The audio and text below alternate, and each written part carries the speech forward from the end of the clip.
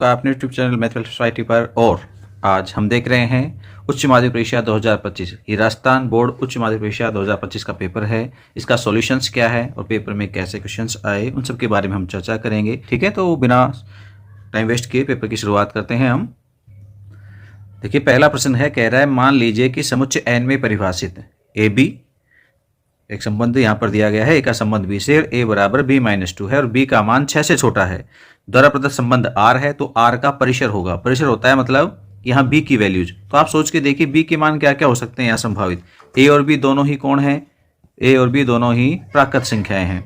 उस केसेस में हम बी की वैल्यू 6 से छोटी यानी 5 ले सकते हैं। इसके अलावा हम 4 भी ले सकते हैं और 3 भी ले सकते हैं। ठीक है, 2 नहीं लिया जाएगा क्योंकि 2 माइनस 2 क्या हो जाएगा? 0, और 0 है वो n में बिलोंग नहीं करता है, इसलिए ये मान नहीं होगा। तो केवल 3 मान आपके पास यहाँ आएंगे, 3, 4, 5। तो ये आंसर सही हो जाएगा।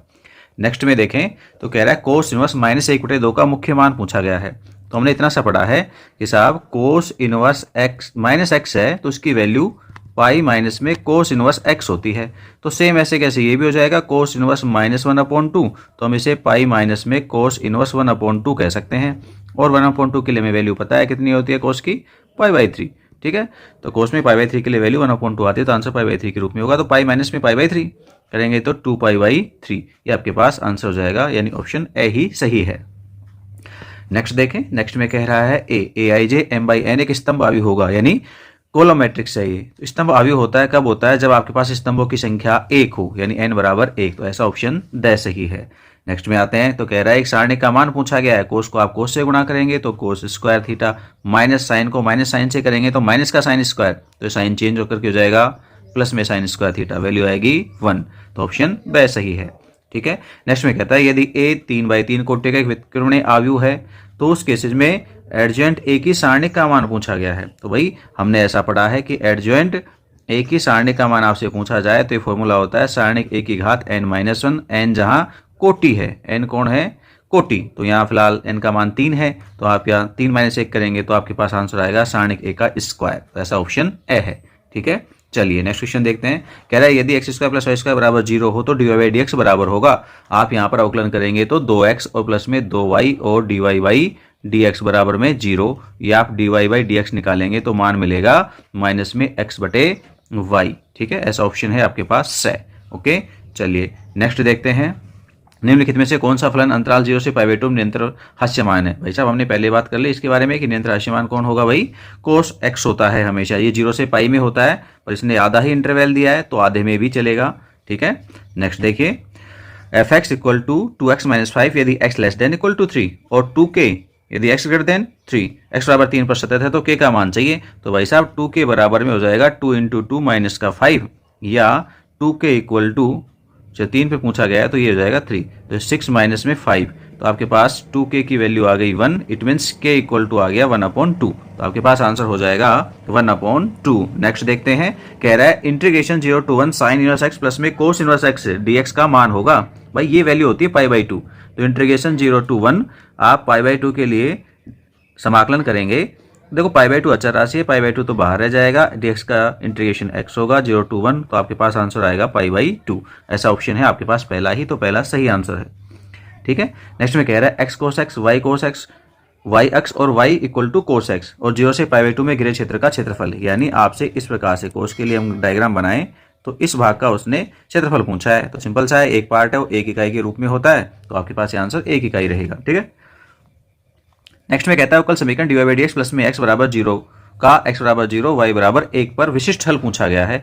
तो हम इसे यूं भी कह सकते हैं ना, dy प्लस में x dx = 0। इंटीग्रेशन करेंगे तो dy का y हो जाएगा, x dx का x² हो जाएगा और 0 की जगह c आ जाएगा। अब आप विशिष्ट हल के लिए वैल्यूज पुट करेंगे तो आपके पास c का मान 1 आएगा। तो समीकरण बन जाएगी क्या? y प्लस में x² = 1। ऐसा कोई ऑप्शन है? बिल्कुल है, जो कि ऑप्शन ब ही है। ठीक है, नेक्स्ट देखते हैं हम 12th क्वेश्चन है। 12th में हमें कह रहा है कि भाई दो सदिश a और b के परिमाण क्रम से 1 और 2 हैं। a vector dot b vector बराबर 1 है। इन सदिशों के बीच का कोण पूछा गया है। तो देखो a का परिमाण वो आपको मिला है 1, b का परिमाण वो आपको मिला है 2 और a vector dot b vector मिला है 1। हम जानते हैं भाई यहाँ पर ए वेक्टर डॉट बी वेक्टर का मतलब होता है ए का परिमाण, बी का परिमाण और कोस थीटा। वैल्यूज पुट कर दीजिए, ये मान है वो आपके पास 1 है, A dot B, A vector का परिमाण 1 और बी का परिमाण 2 है और गुणा में कोस थीटा। तो आप 1/2 करें इसे, तो कोस थीटा 1/2 कब देता है मान, जब थीटा इक्वल टू कितना हो, π/3। तो ऐसा ऑप्शन सही है। ठीक है, चलिए नेक्स्ट देखते हैं हम। नेक्स्ट में पूछ रहा है फिर से आपसे वो मान कि भाई आई इंटू के क्रॉस जे कैप। तो हमने ये पढ़ा है के क्रॉस जे कैप को हम क्या लिखेंगे, माइनस का आई कैप, ओके, और माइनस जे के क्रॉस आई को लिखेंगे जे कैप और प्लस में के कैप और डॉट के कैप। ठीक है, तो ये वैल्यू मिली आपको -1, ये भी -1 और ये मिल गई +1, तो दो वैल्यू तो कट जाएंगे, आंसर आएगा -1। ऐसा ऑप्शन आपके पास द। ठीक है, चलिए नेक्स्ट देखिए, सदिश इतने की दिक् कोसाइन ज्ञात करने के लिए आप सदिश का इकाई सदिश ज्ञात कर लीजिए। इकाई सदिश ज्ञात करने के लिए हमें चाहिएगा ए का परिमाण। ए का परिमाण क्या बनेगा भाई, 1 + 1 + -2 का स्क्वायर 4। तो आपके पास आ गया ये √6। आप √6 का यहाँ पर भाग देंगे तो बटे में √6 आएगा। ऐसा कोई ऑप्शन है, बिल्कुल है, ऑप्शन बे में √6 आ रहा है, तो ये आंसर सही हो जाएगा। ठीक है, नेक्स्ट देखते हैं क्वेश्चन को। क्वेश्चन नंबर 15 है, क्या कह रहा है, बिंदु 1 2 3 से जाने वाली तथा रेखा इतने के समांतर रेखा का कार्तीय समीकरण बताइए। देखो समांतर रेखा होगी तो केवल ये मान बदलेंगे, इसकी जगह पर बिंदु आ जाएंगे। तो 3 4 और 8 की जगह पर 1 2 3 आना चाहिए। तो 1 2 3 शायद आपके पास पहले ही ऑप्शन में है, तो ये आपके पास सही आंसर है। ठीक है, नेक्स्ट देखते हैं हम। एक सिक्के को 3 बार उछाला जाए तो न्यूनतम 2 बार चिताने की प्रायिकता, न्यूनतम 2 बार, इसका मतलब है आपको कम से कम 2 बार हेड मिलना चाहिए और तीनों बार भी मिल सकता है। तो ऐसी कुल संभावनाएं आपके पास कितनी होंगी भाई, कुल संभावनाएं 4 होंगी। ठीक है, तो कुल अनुकूल परिणाम 4 और कुल संभव परिणाम कितने, 8, तो प्रायिकता आ जाएगी 1/2। तो ऑप्शन सही है यहाँ पर। नेक्स्ट देखते हैं, एक विशेष समस्या को छात्रों ए और बी द्वारा स्वतंत्र रूप से हल करने की प्रायिकताएं 1/2 और 1/3 है। यदि दोनों स्वतंत्र रूप से समस्या हल करें तो समस्या के हल होने की प्रायिकता क्या होगी भाई, ये पूछी गई है यहाँ पर। तो देखो ए और बी स्वतंत्र रूप से हल कर रहे हैं, it means P A intersection B है वो आपके पास P A into P B होगा, या मान निकालना चाहें तो 1/2 गुणा 1/3 या कहें तो 1/6 होगा। ठीक है, समस्या हल हो जाती है, समस्या हल हो जाती है, इट मीन्स आपसे पी ए यूनियन बी, इसे कहते हैं कम से कम एक द्वारा समस्या को हल कर लेना, या कहें तो समस्या हल हो जाना। तो ये वैल्यू हम फाइंड करेंगे, सिंपल सा फॉर्मूला है P A plus P B और माइनस में पी ए इंटरसेक्शन बी। ठीक है, वैल्यूज पुट करेंगे 1/2, यहाँ प्लस में 1/3 और माइनस में पी इंटरसेक्शन बी की वैल्यू निकाल चुके हैं, 1/6 है। इसको सोल्व करेंगे, एलसीएम 6 आएगा, सोल्व करेंगे तो फाइनल आंसर जो आपको मिलेगा वो हो जाएगा, देखो 3 + 2 - 1 और अपॉन में 6, तो आपको मान मिल गया 4/6, या कट करें आप इसे तो 2/3। तो ऐसा ऑप्शन है द 2/3। ठीक है, नेक्स्ट देखें 18वां क्वेश्चन है, कह रहा है पी ए = 4/7, पी बी = 3/7 और ए और बी स्वतंत्र घटनाएं हैं, तो ए इंटरसेक्शन बी की प्रायिकता बता दीजिए कितनी होगी भाई, दोनों का गुणा होगा, तो ये गुणा हो जाएगा 4 × 3 = 12 और नीचे हो जाएंगे 49, तो 12/49। सिंपल सा क्वेश्चन है ये तो। ठीक है, अब आ जाइए आप फिल इन द ब्लैंक वाले क्वेश्चन पे। क्या कह रहा है, साइन इनवर्स √3/2 का मान बता दीजिए। भाई साहब √3/2 साइन की टेबल में किसके लिए होता है, साइन π/3 के लिए होता है, तो भाई साहब आंसर आ गया π/3, तो ऑप्शन आएगा यहाँ पर π/3। ठीक है, नेक्स्ट क्वेश्चन है, कह रहा है यदि दो सारणिक हैं उनके मानों का अंतर है वो 0 है, तो यहाँ पर वैल्यू पूछी गई है के की, कि के की वैल्यू क्या होगी। हम सारणी के मान ज्ञात करें तो 4 - 1 - के 1 - 0 = 0, इट मीन्स 3 - के = 0, तो के की वैल्यू आ जाएगी आपके पास 3। ठीक है, तो यहाँ पर ऑप्शन आएगा आपके पास कितना, 3। नेक्स्ट देखिए, नेक्स्ट में कह रहा है कि उत्पाद की x इकाइयों के विक्रय से प्राप्त कुल आय रुपए में rx = 2x² प्लस में 25x से प्रदत्त है जब x = 10 है, तो सीमांत आय बता दीजिए। आप सबसे पहले r' ज्ञात कीजिए, वो हो जाएगी 4x और प्लस में 25। अब आप इसमें x की जगह पर 10 रख दीजिए, तो 40 + 25 आंसर आ जाएगा 65। ठीक है, नेक्स्ट देखें, नेक्स्ट में कहता है कि इंटीग्रेशन x² प्लस में 3x प्लस में 9/4, ठीक है, इसका रूट है, ये इंटीग्रेशन चाहिए हमको। तो भाई साहब रूट में जो लिखी गई वैल्यू है वो x प्लस में 3/2 का होल स्क्वायर है। ठीक है, तो ये हो जाएगा x प्लस में 3/2 और इनटू में dx। ठीक, आप इसे ज्ञात कर लीजिए, बनेगा x² प्लस में 3x/2 और c ऐड कर देंगे तो आंसर हो गया x/2 प्लस में 3x/2 और प्लस में c। ओके, चलिए नेक्स्ट क्या कह रहा है, अवकल समीकरण इतने का समाकल गुणक चाहिए, तो हम यहाँ पे निकालेंगे integrating factor e integration P D x, P की वैल्यू 1 है इंटू डी एक्स, तो आपके पास आंसर आ जाएगा e की पावर x, तो ये आंसर हो गया e की पावर x। ओके, नेक्स्ट देखते हैं, एक सदिश i + 2j का x अक्ष पर प्रक्षेप है। भाई साहब x अक्ष के ऊपर प्रक्षेप पूछा है, x अक्ष के सदिश को क्या कहेंगे हम, केवल i कैप। ठीक है, x अक्ष के अनुदिश सदिश होता है i कैप, तो i + 2j का i कैप के ऊपर प्रक्षेप चाहिए हमको, तो सीधी सी बात है i प्लस 2j कैप है, इसका डॉट प्रोडक्ट होगा आई कैप के साथ और नीचे आई कैप के परिमाण का भाग लगेगा। तो ऊपर डॉट प्रोडक्ट करेंगे तो 1 आएगा और नीचे आई कैप के लिए परिमाण भी 1 होगा, तो आपके पास मान 1 ही आएगा, तो प्रक्षेप 1 होगा। ठीक है, आगे हमारे पास वेरी शॉर्ट आंसर टाइप के क्वेश्चन हैं। इनमें क्या कह रहा है, एक मैट्रिक्स ए है, एक मैट्रिक्स बी है, तो बी ए ज्ञात कर दीजिए। तो देखो भाई साहब, बी ए, बी पहले लिखी जाएगी, इट मीन्स -1 1 और ये मल्टीप्लाई होगी -1 और 2 से। ठीक है, तो आपके पास केवल 1 by 1 की ही मैट्रिक्स मिलेगी। आप गुणा करो -1 को -1 से तो प्लस का 1 हो जाएगा, 1 को 2 से करेंगे तो 2 हो जाएगा, आंसर आपके पास 3 आ जाएगा। ओके, चलिए नेक्स्ट देखते हैं। एक सारणी का मान पूछा गया है, तो सारणी में आप देखेंगे पहली पंक्ति है और तीसरी पंक्ति है, R1 = R3 दोनों समान है, इसलिए सारणी का मान 0 होगा। कुछ नहीं करना है ज्यादा। ठीक है, प्रसार खेल करने की आवश्यकता है नहीं, दो पंक्तियां समान है, दो पंक्तियों में आने वाले अवयव कैसे हैं, समान, इसलिए सारणी का मान 0 हो जाएगा। अपनी पुस्तिका में फलन fx = mod x का आलेख खींचना है। भाई अच्छा सा क्वेश्चन आया है, ग्राफ बनाना आना चाहिए। 11th का क्वेश्चन है, 12th में दे दिया है, कोई दिक्कत नहीं है। ये कौन सी प्रश्नावली से है, अवकलज प्रश्नावली से, सतत से संबंधित प्रश्नों के अंतर्गत ग्राफ बनते हैं, तो वहां पर से उसने क्वेश्चन उठा करके डाल दिया आपके लिए। तो भाई हमने ये देखा है, ग्राफ बनाएंगे तो आपको एक अंक के लिए ग्राफ बनाना है, एक्स एक्सिस वाई एक्सिस। ठीक है, और अपन ने देखा कि मोड एक्स के लिए ग्राफ है ना, वो बिल्कुल एक्स अक्ष के और वाई के साथ में 45 डिग्री का कोण बनाती हुई इस प्रकार की दो रेखाएं होती हैं। ठीक है, यानी वी शेप में आपके पास ग्राफ बनेगा, तो इस प्रकार का आपको ग्राफ बनाना है। आप फोर्थ पे आ जाइए, कहता है यदि y = e⁻tan−1x हो तो dy/dx ज्ञात कर दीजिए। भाई साहब dy/dx ज्ञात करेंगे तो y का तो dy/dx हो गया, और चरघातांकी फलन का डिफरेंशिएशन एज इट इज होता है, तो e⁻tan−1x ही रहेगा, और आगे किसका और होगा, tan−1x का अवकलन और होगा। तो आपके पास फाइनल आंसर आएगा e⁻tan−1x अपॉन tan−1x का डिफरेंशिएशन 1/1 + x² होता है, तो ये आपके पास आंसर हो जाएगा। ओके, नेक्स्ट में कह रहा है 1/√2x + 3 का x के सापेक्ष अवकलन ज्ञात कर दीजिए। तो आप इसे यूं भी कह सकते हो कि साहब ये आपके पास 2x + 3 की पावर है, वो 1/2 है, आपको इसका अवकलन करना है। तो देखो अवकलन में घात है माइनस में, भाई तो घात है गुणा में आ जाती है और घात 1 कम हो जाएगी, तो आपके पास यहाँ 2x + में 3 की घात है वो माइनस में 3/2 हो जाएगी, तो ये आंसर हो जाएगा। ओके, चलिए नेक्स्ट देखिए, वृत्त के क्षेत्रफल में परिवर्तन की दर, इसकी त्रिज्या r के सापेक्ष ज्ञात कीजिए, जबकि r = 2.5 सेंटीमीटर है।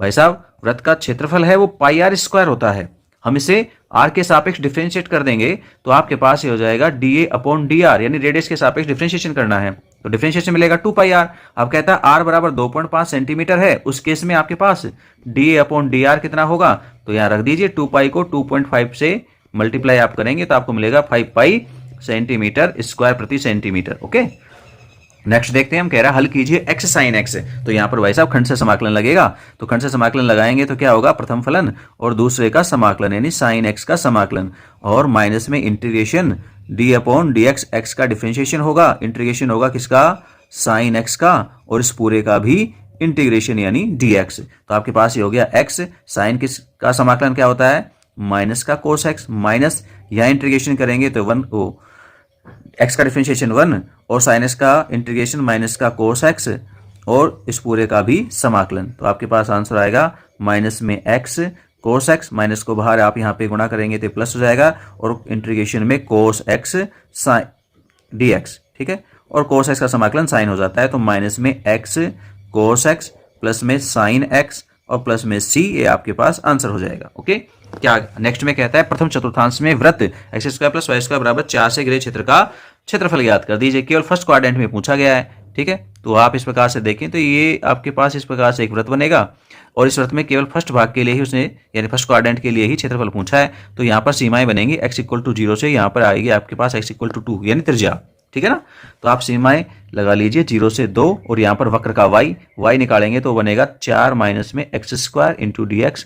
ठीक है, तो यहाँ समाकलन लिखेंगे हम, समाकलन क्या हो जाएगा भाई, x/2 √4 - x² प्लस में 4/2 और sin इनवर्स x/2, और आपके पास सीमाएं हैं 0 से 2। ठीक है, तो 0 हो जाएगा, और दूसरा आपके पास आ जाएगा 2 और sin इनवर्स 1। ठीक है, और 0 रखेंगे तो सब 0 हो जाएगा, तो इसको आप सोल्व कर लीजिए 2 × π/2, तो आपके पास आंसर आ जाएगा कितना, π² इकाई। ओके, ये आपके पास क्षेत्रफल हो जाएगा। नेक्स्ट में देखिए क्या कह रहा है, अवकल समीकरण इतने की कोटि तथा घात याद कीजिए। ऐसा बिल्कुल पता लग रहा है, यहाँ पे देखो आप कितनी बार मैक्सिमम अवकलन हुआ है, 2 बार, तो आपके पास कोटि कितनी है, 2 है। ठीक है, और इसकी घात कितनी है, तो इसी पद में घात केवल 1 है, तो आपके पास कोटि 2 और घात 1 हो जाएगी। ठीक है। 10वें क्वेश्चन में कहता है तीन सदिश ए बी और सी के योगफल के लिए साचर्य गुणधर्म लिखिए। केवल गुणधर्म लिखना है, वेरीफाई नहीं करना है। एक नंबर में वेरीफाई करने का काम ही नहीं है भाई, ठीक है ना। आपको केवल गुणधर्म दर्शाना है कि ए बी सी तीन सदिश हैं, तो ए वेक्टर प्लस बी वेक्टर इन दोनों के योग में यदि सी वेक्टर को जोड़ा जाए यानी ऐड किया जाए तो ये मान बी वेक्टर में सी वेक्टर को ऐड करने के बाद इसे ए वेक्टर में जोड़ दिया जाए उसके बराबर होता है। बस इतना ही लिखना था, ठीक है। एक नंबर का काम हो गया।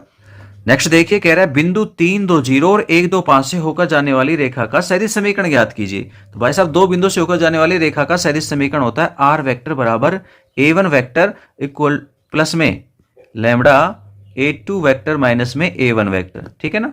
तो यहां पर सबसे पहले तो आप a1 वेक्टर को लिखो। तो a1 वेक्टर क्या होगा, 3i कैप प्लस में 2j कैप, ठीक है, प्लस में लैम्बडा। आप दूसरे बिंदु में से पहले बिंदु को घटा के लिखते चलिए। एक में से 3 घटाएंगे माइनस का 2i कैप, 2 में से 2 घटाएंगे तो 0 हो जाएगा, लिखने की जरूरत नहीं है। और 5 में से 0 घटाएंगे तो प्लस में 5k कैप। ये आपके पास रेखा का सदिश समीकरण हो जाएगा, ठीक है। चलिए आ जाइए आगे नेक्स्ट में। 12th में कहता है यदि E और F इस प्रकार की घटनाएं हैं कि PF 0.3 P intersection F equal to 0.2 तो PE बाई F से प्रतिबंध प्रायिकता पूछी गई है भाई। PE बाई F का मान है वो होता है PE intersection F upon PF और आपको वैल्यू दे रखी है सारी 0.2 और 0.3। तो आपके पास आंसर आ गया 2/3। छोटा सा क्वेश्चन है, अच्छा सा, ठीक है ना। नेक्स्ट आ जाइए आपके पास सेक्शन बी आ गया है जिसमें आपके पास शॉर्ट आंसर टाइप के क्वेश्चन है, यानी 2 अंकों के क्वेश्चन है, ठीक है। और इनमें कह रहा है यदि तीन फलन f, g और h समुच्चय n में परिभाषित है जहां fx इक्वल टू 2x है, दूसरा फलन है gy equal to 3y plus में 4 तथा तीसरा फलन है hz equal to sine z for every x y z belongs to n। किसमें से है, प्राकृत संख्याओं में से। सिद्ध कीजिए कि ये साचर्य नियम का पालन करते हैं, यानी संयुक्त फलन है वो साचर्य होते हैं। बस ये दर्शाना है, बिल्कुल दर्शा देंगे, ठीक है। क्वेश्चंस बड़े हैं इसलिए आंसर होंगे नहीं। अब आगे नेक्स्ट पार्ट पे हम अलग अलग क्वेश्चंस को सोल्व करेंगे, ओके। तो भाई साहब ये देखिए यहां पर कह रहा है क्या क्या मिला आपको, fx वो कितना है 2x, ठीक है। fy gy आपको दिया है वो है 3y प्लस में 4। इसके अलावा hz वो मिला है आपको sin z, ओके। अब आपको सबसे पहले यहां से दो संयुक्त फलन है, इन्हें ज्ञात करना है। एक तो हम ज्ञात करेंगे GOF, तो GOF को पहले ज्ञात कर देते हैं। बताओ क्या बनेगा GOF, G और fx, ओके।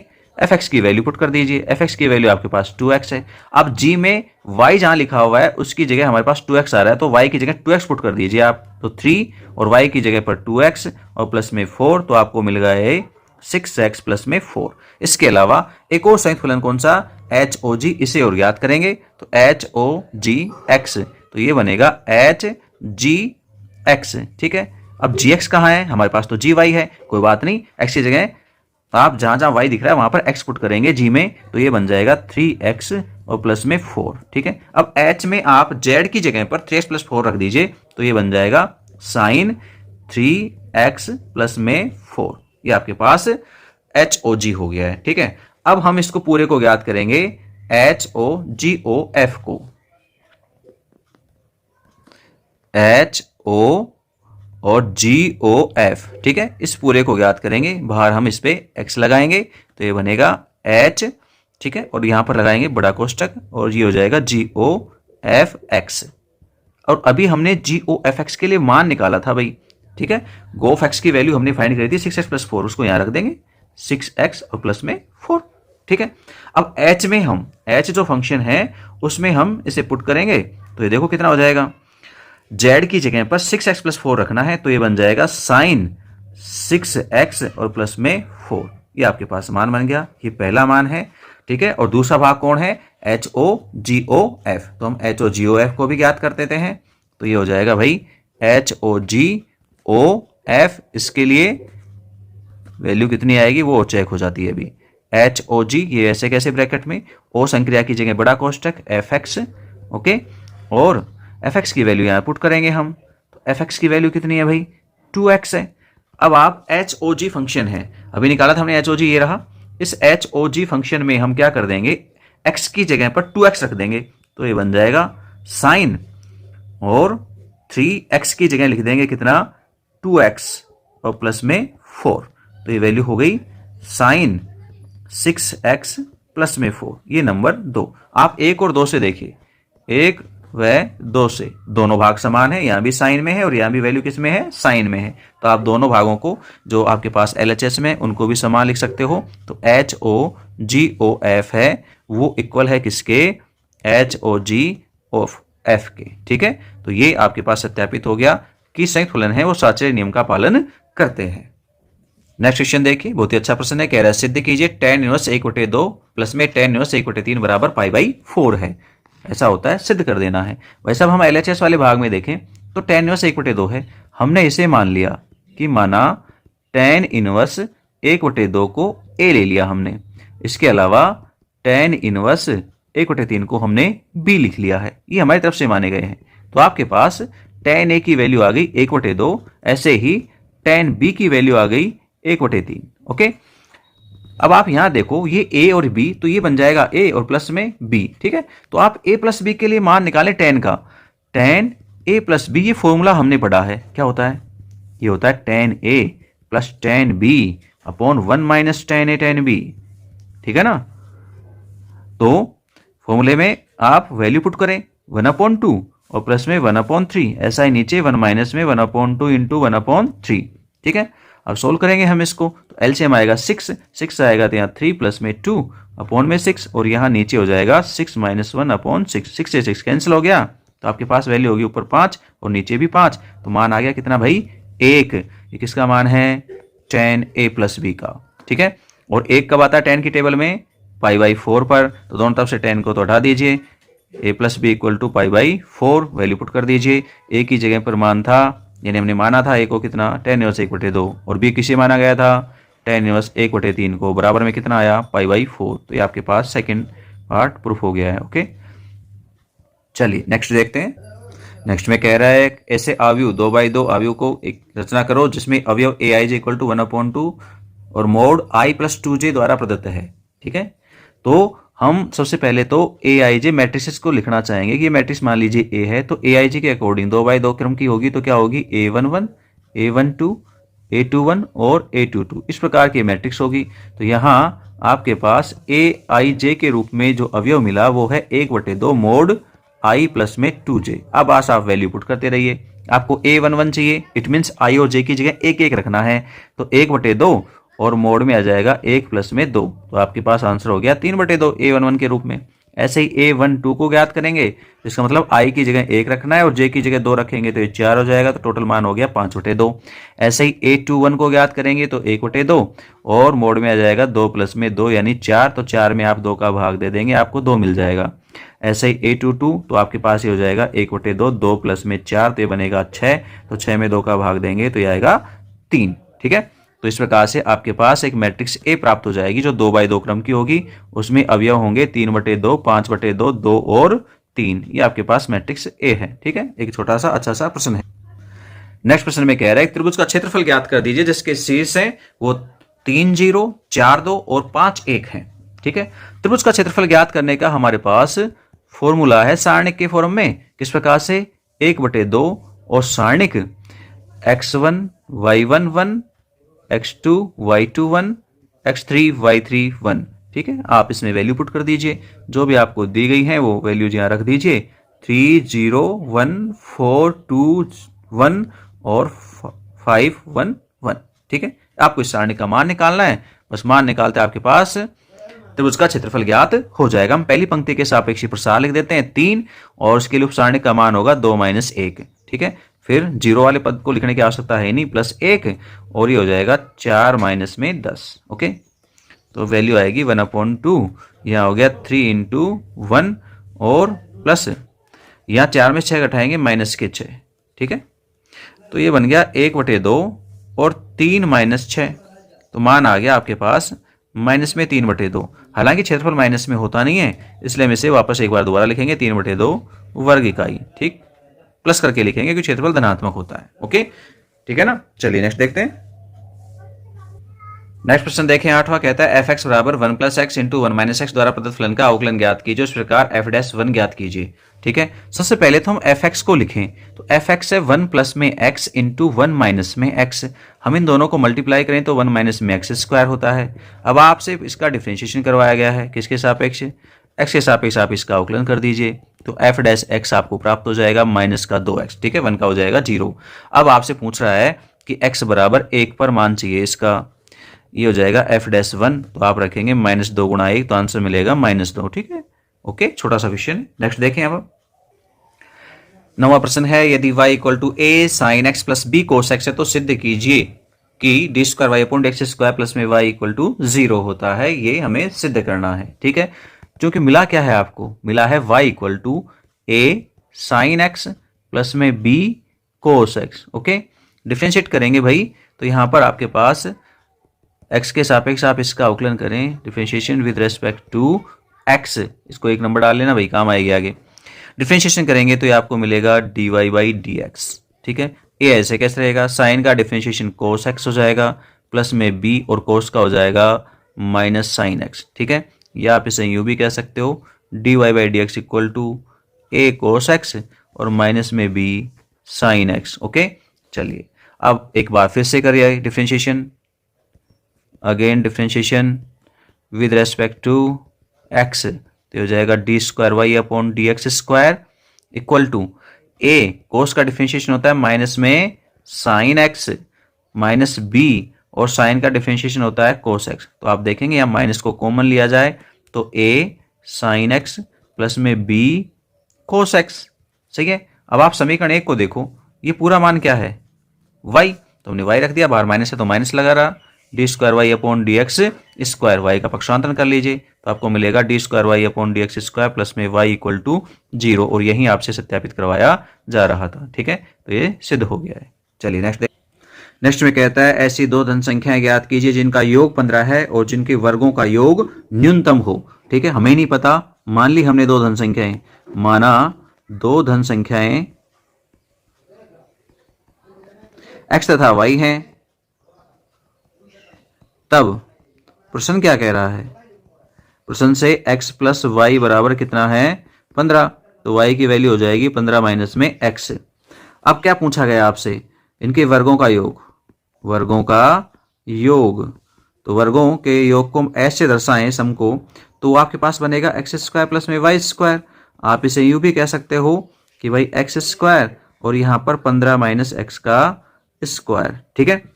तो ये वर्गों का योग न्यूनतम होना चाहिए, तो हम क्या करेंगे, इसका x के सापेक्ष अवकलन कर देंगे यहाँ, तो x के सापेक्ष अवकलन करेंगे तो ये बनेगा D S upon D x. Okay, तो ये हो जाएगा 2x और यहाँ पर आएगा 2 इंटू 15 माइनस एक्स, और 15 माइनस एक्स का करेंगे तो 0 माइनस 1, तो अवकलन हो गया 2x, माइनस में 2 गुणा करेंगे तो ये 30 और माइनस माइनस प्लस के 2x, तो फाइनल हुआ 4x माइनस का 30, ठीक है। अब ये D S upon D x है, तो हम चरम बिंदु ज्ञात करेंगे, कहें तो क्रांतक बिंदु ज्ञात करेंगे। तो चरम बिंदु ज्ञात करने के लिए हमने क्या पढ़ा है, हम D S upon D x को 0 के इक्वल पुट करेंगे, तो आपके पास वैल्यू आएगी 4x माइनस में 30 इक्वल टू 0, तो आपके पास x का मान आ जाएगा कितना 30/4, या कहें तो 15/2, ठीक है। 15/2 को आप 7.5 भी कह सकते हैं। ये आपके पास मान आया। अब आप क्या करें, फर्स्ट का एक बार फिर से अवकलन करें, फर्स्ट से एक बार फिर अवकलन किया जाए तो D square S upon D x square, ये मिलेगा आपको कितना 4, और जब आपके पास x बराबर 15/2 है, उस केस में आपके पास D square S upon D x square का मान 4 रहेगा, जो कैसा है ग्रेटर देन 0। और हमने पढ़ा है सेकंड में आपके पास सेकंड डिफरेंशिएशन में वैल्यू है वो धनात्मक हो, तो इस केस में यानी x बराबर 15/2 पर आपके पास योग है वो कैसा होगा, न्यूनतम होगा,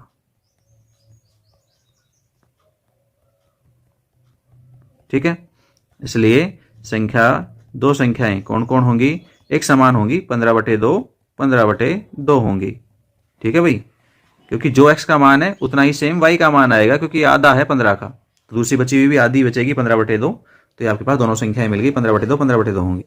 नेक्स्ट देखें, कहता है इंटीग्रेशन ज्ञात कर दीजिए, रूट में वैल्यूज है, आप इसे यूं भी तो कह सकते हैं ना, i equal to integration root, हमने माइनस कॉमन ले लिया तो ये हो जाएगा एक्स स्क्वायर प्लस में 2x और माइनस का 3, ठीक है, और इनटू में dx। हम यहाँ पर क्या करेंगे, परफेक्ट स्क्वायर बनाएंगे, या कहें तो पूर्ण वर्ग बनाएंगे। पूर्ण बनाएंगे तो क्या करना पड़ेगा आपको, एक्स स्क्वायर प्लस में 2x है तो आपको इसमें 1 जोड़ना पड़ेगा, 1 घटाना पड़ेगा, तो घटाएंगे तो माइनस के 4 हो जाएंगे। सही है ना, वापस जोड़ के देखो -3 ही प्राप्त हो जाएगा। तो आप इसे यूं भी कह सकते हैं, इंटीग्रेशन रूट और माइनस और एक कोष्टक में बन जाएगा x प्लस 1 का होल स्क्वायर और माइनस में 2 का स्क्वायर इंटू dx, या फिर i इक्वल टू इंटीग्रेशन वापस माइनस से गुणा कर दीजिए तो हो जाएगा 2 का स्क्वायर माइनस में x प्लस 1 का स्क्वायर इंटू dx। ठीक है, हमने एक फॉर्मूला पढ़ा, इंटीग्रेशन में रूट a स्क्वायर माइनस में x स्क्वायर हो तो इसका जो समाकलन है वो आपके पास x/2 root a square minus में x स्क्वायर प्लस में a स्क्वायर बटे में 2 और sign inverse x/a plus c होता है। तो हम इस फॉर्मूले को यहाँ पर अप्लाई कर लेंगे, अप्लाई करेंगे तो क्या मिलेगा वो यहाँ देख लीजिए।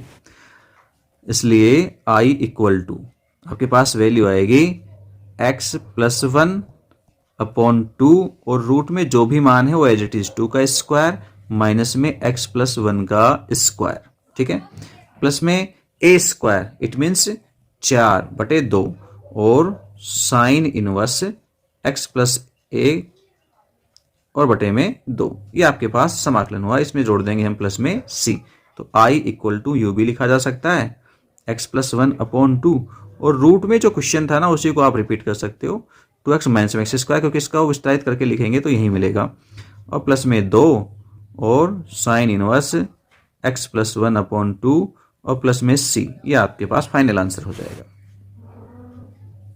नेक्स्ट में कहता है 12वां क्वेश्चन है, समाकलन के अनुप्रयोग द्वारा वृत्त का क्षेत्रफल ज्ञात कर दीजिए। पूरे वृत्त का क्षेत्रफल आपसे वो पूछ रहा है, तो क्या करेंगे भाई, यहाँ भी डायग्राम के हिसाब से आप काम करेंगे, ध्यान रहना चाहिए। तो जो वृत्त दिया गया है वो वृत्त आपको इस प्रकार से मिला है कि भाई इसका केंद्र तो मूल बिंदु है, उसकी त्रिज्या है वो 4 है। तो यहाँ आप सीमाएं देखें तो सीमाएं हैं वो 0 से 4 बनेंगी। कहाँ से कहाँ बनेंगी, 0 से। ये तो है x बराबर 0 और यहाँ जो लाइन आएगी वो आएगी x बराबर 4। तो आप देखें, आप यहाँ से केवल प्रथम चतुर्थांश के लिए छायांकित भाग का मान निकाल दें और उसका 4 गुना कर देंगे तो वृत्त का क्षेत्रफल प्राप्त हो जाएगा।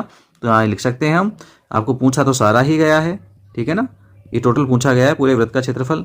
तो यहाँ से हम लिखेंगे वृत्त का क्षेत्रफल बराबर में 4 इंटीग्रेशन सीमाएं लगाएंगे 0 से 4 और यहाँ वक्र का y इंटू dx, तो ये 4 इंटीग्रेशन 0 से 4 और y आप ज्ञात कर लीजिए सवाल से, y मिलेगा 16 माइनस में x स्क्वायर का रूट, ठीक है, इंटू में dx।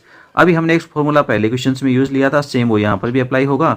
a square minus x square का आपको समाकलन करना है तो ये फॉर्मूला आपके पास होता है कितना, x upon 2 root a square minus में x स्क्वायर और प्लस में a square upon 2 sine inverse x/a, ठीक है, ये आपके पास सूत्र है। इसे आप यहाँ पर अप्लाई करेंगे हम तो आपके पास क्षेत्रफल आ जाएगा कितना, 4 और ये हो जाएगा x अपॉन 2 और रूट में 16 माइनस x स्क्वायर प्लस में 16/2 और साइन इनवर्स x/4, ठीक है, और सीमाएं यूज लेंगे हम कितनी, 0 से 4, यही थी सीमाएं हमारे पास। तो क्षेत्रफल आएगा 4, हम लिमिट पुट करेंगे यहाँ तो ये हो जाएगा 0 प्लस में 8 और साइन इनवर्स 1, x की जगह 4 रखेंगे, 4/4 1 हो जाएगा और 0 पुट करेंगे तो दोनों वैल्यू ही हैं वो 0 हो जाएंगी। बस आपको इसे सोल्व करना है। 4 इंटू 8 और साइन इनवर्स 1 की वैल्यू कितनी होती है भाई, π/2, तो 2 से कैंसिल कर लेंगे यहाँ तो ये 2, तो फाइनल आंसर आ जाएगा 16 पाई वर्ग इकाई, ठीक है ना। तो ये वृत्त का क्षेत्रफल है। नेक्स्ट में कहता है 2 सदिश ए और बी के परिमाण ज्ञात करने हैं। यदि इनके परिमाण समान है और उनके बीच का कोण 60 डिग्री है व इनका अदिश गुणनफल का मान है वो 1/2 है, ठीक है, दोनों का परिमाण चाहिए भाई। प्रश्न ये कहता है कि साहब ए सदिश और बी सदिश का परिमाण समान है और हमने उसको मान लिया के है। क्या मान लिया भाई, के है।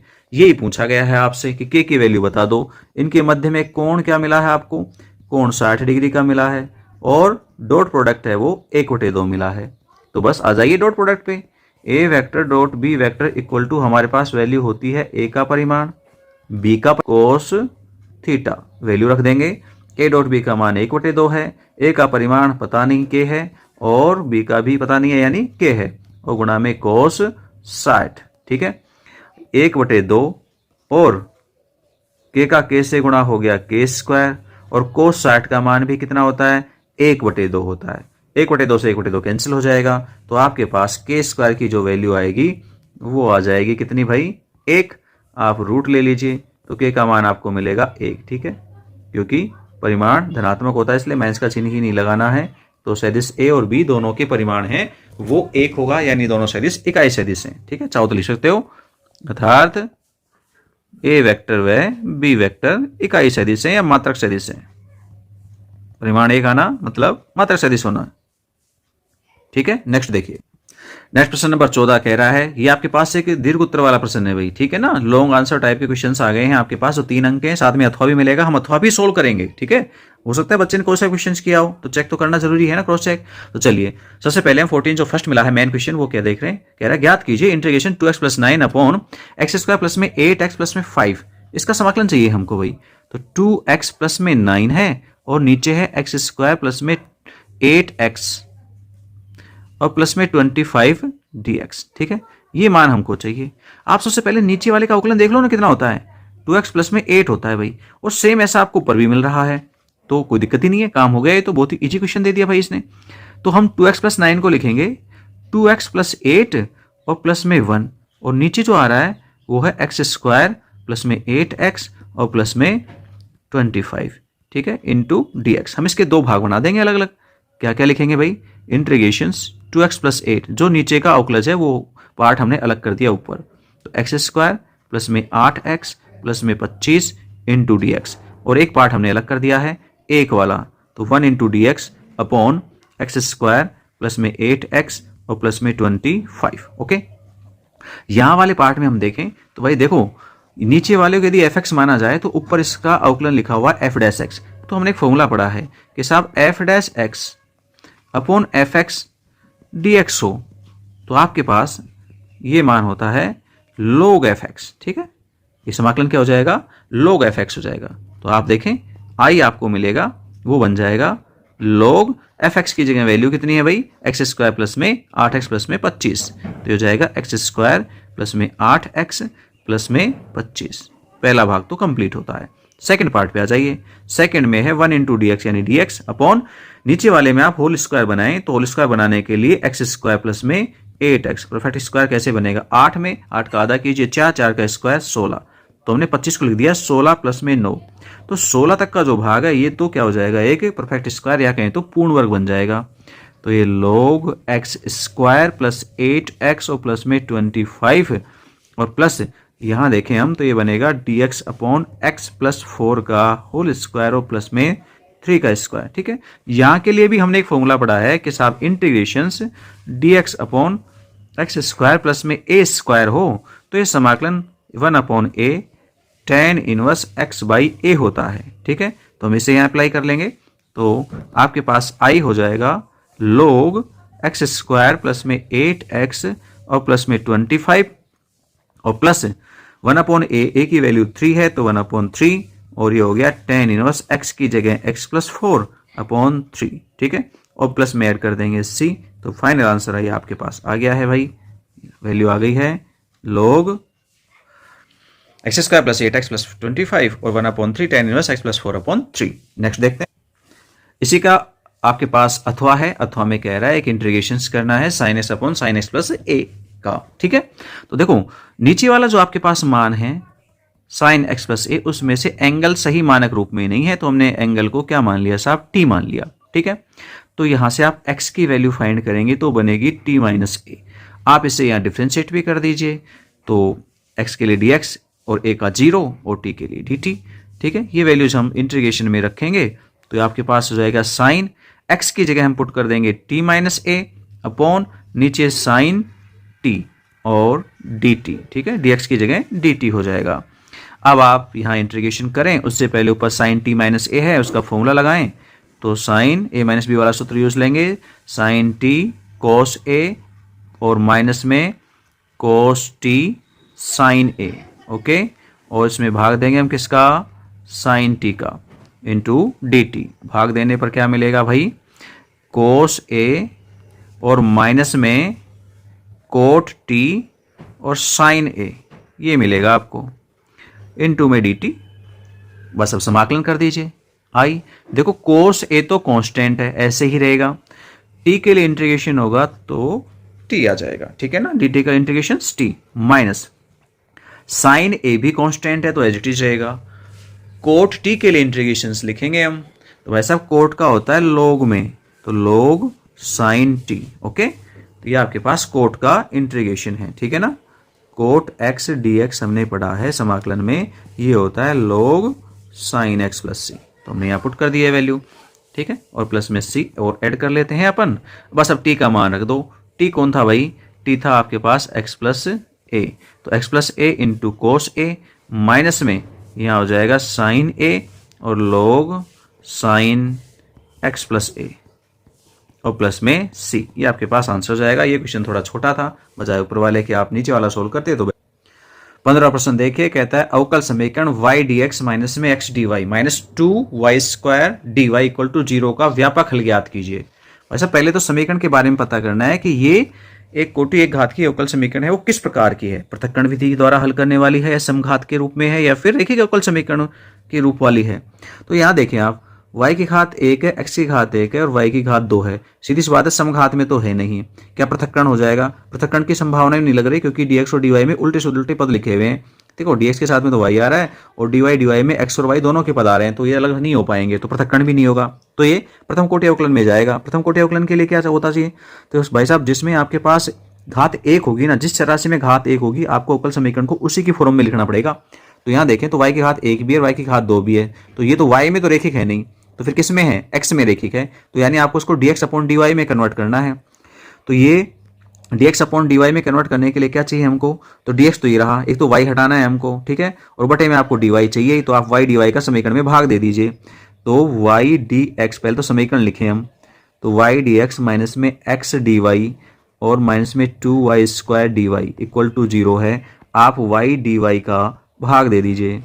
अच्छा, भाग देंगे तो क्या बनेगा, पहले में y dy का भाग देंगे तो ये बन जाएगा dx upon dy। Okay, minus में यहाँ आ जाइए, y dy का भाग देंगे तो बनेगा x अपॉन y, और नेक्स्ट में भाग देंगे तो माइनस में 2 एक y कैंसिल हो जाएगा, dy भी कैंसिल हो जाएगा, तो ओनली बचेगा माइनस का 2y इक्वल टू 0। आप इसे लिख सकते हैं dx अपॉन dy माइनस में x upon y equal to 2y, जो किस प्रकार की हो जाएगी, जो कि dx upon dy plus p1x equal to q1 रूप की क्या है, रेखिक अवकल समीकरण है भाई। ओके, अब इसलिए तुलना करने पर, तुलना करेंगे तो p1 और q1 के मान आपको प्राप्त हो जाएंगे।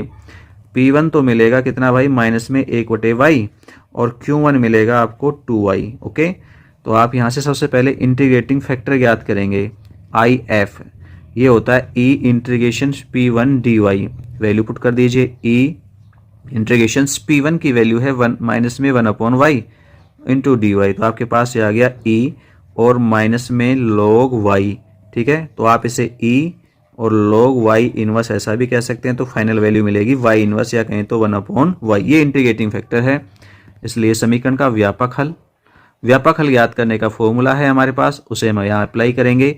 फॉर्मूला होता है आपके पास x into integrating factor equal to integration q1 into integrating factor IF into dy और प्लस में ऐड कर देंगे हम c। वैल्यू पुट कीजिए यहाँ पर, तो आपके पास x as it is, integrating factor मिला था 1/y, इंटीग्रेशन q1 की वैल्यू आई थी 2y और इंटीग्रेटिंग फैक्टर की वैल्यू है 1/y इंटू dy और प्लस में c, y से y कैंसिल हो जाएगा, तो x upon y equal to integration 2 dy और प्लस में c, तो ये हो जाएगा x upon y equal to 2y और प्लस में c, या फिर आप इसे यूं भी कह सकते हो x equal to 2y square plus में cy, ये आपके पास आंसर हो जाएगा। ओके, चलिए नेक्स्ट देखें। नेक्स्ट इसी 15वें क्वेश्चन का अथवा भाग है, जिसमें कह रहा है सिद्ध कीजिए y बराबर e⁻²x अवकल समीकरण इतने का एक हल है। तो ये क्वेश्चन थोड़ा सरल था, कोई ऊपर वाले के बजाय इस वाले पे चलता तो ज़्यादा बेस्ट होता, कोई बात नहीं, फिर भी चलो देखते हैं। आपको जो दिया गया है वो मिला है y इक्वल टू e⁻²x, ठीक है, आप इसे डिफ्रेंशिएट कर दीजिए। डिफ्रेंशिएट करेंगे तो मिलेगा dy/dx इक्वल टू चर घातांक के फलन का अवकलन वही रहता है, कोई डिफेक्ट नहीं पड़ता, घात यानी -2x का करेंगे तो मिलेगा -2, तो फाइनल हो गया -2 e⁻²x -2x। ठीक है, हमने इसको, चलो y को नंबर 1 डाल लेते हैं और ये पहला अवकलन है, इसको नंबर 2 डाल लिया हमने। ऐसे ही एक और अवकलन करेंगे हम इसी का, सेकंड ऑर्डर डिफरेंशिएशन, d²y/dx²। तो देखो वो क्या मिलेगा, -2 पहले से है और e की पावर -2x का डिफरेंशिएशन e की पावर -2x होगा और यहाँ -2x का करेंगे तो -2 और मिलेगा, तो ये हो जाएगा आपके पास प्लस में 4 e की पावर -2x। इसको समीकरण 3 डाल देते हैं हम। और आपको क्या सिद्ध करना है कि ये अवकल समीकरण इतने का हल है तो इस समीकरण को संतुष्ट करना चाहिए। आप इसके LHS भाग में रखिए। ठीक है, अब LHS क्या है वो उठा लीजिए वहाँ से। LHS में वैल्यू है d²y/dx², d²y/dx² प्लस में 4dy/dx और प्लस में 4y, ये वैल्यू है आपके पास। तो बस रख दीजिए, यहाँ पर सारे मान रख दो। आपके पास समीकरण 1, 2, 3 में तीनों मान है। d²y/dx² का मान तो 4 और e की पावर -2x हो गया, प्लस 4 और dy/dx की जगह -2 e की पावर -2x हो गया और प्लस में 4 और y की जगह पर e की पावर -2x हो गया।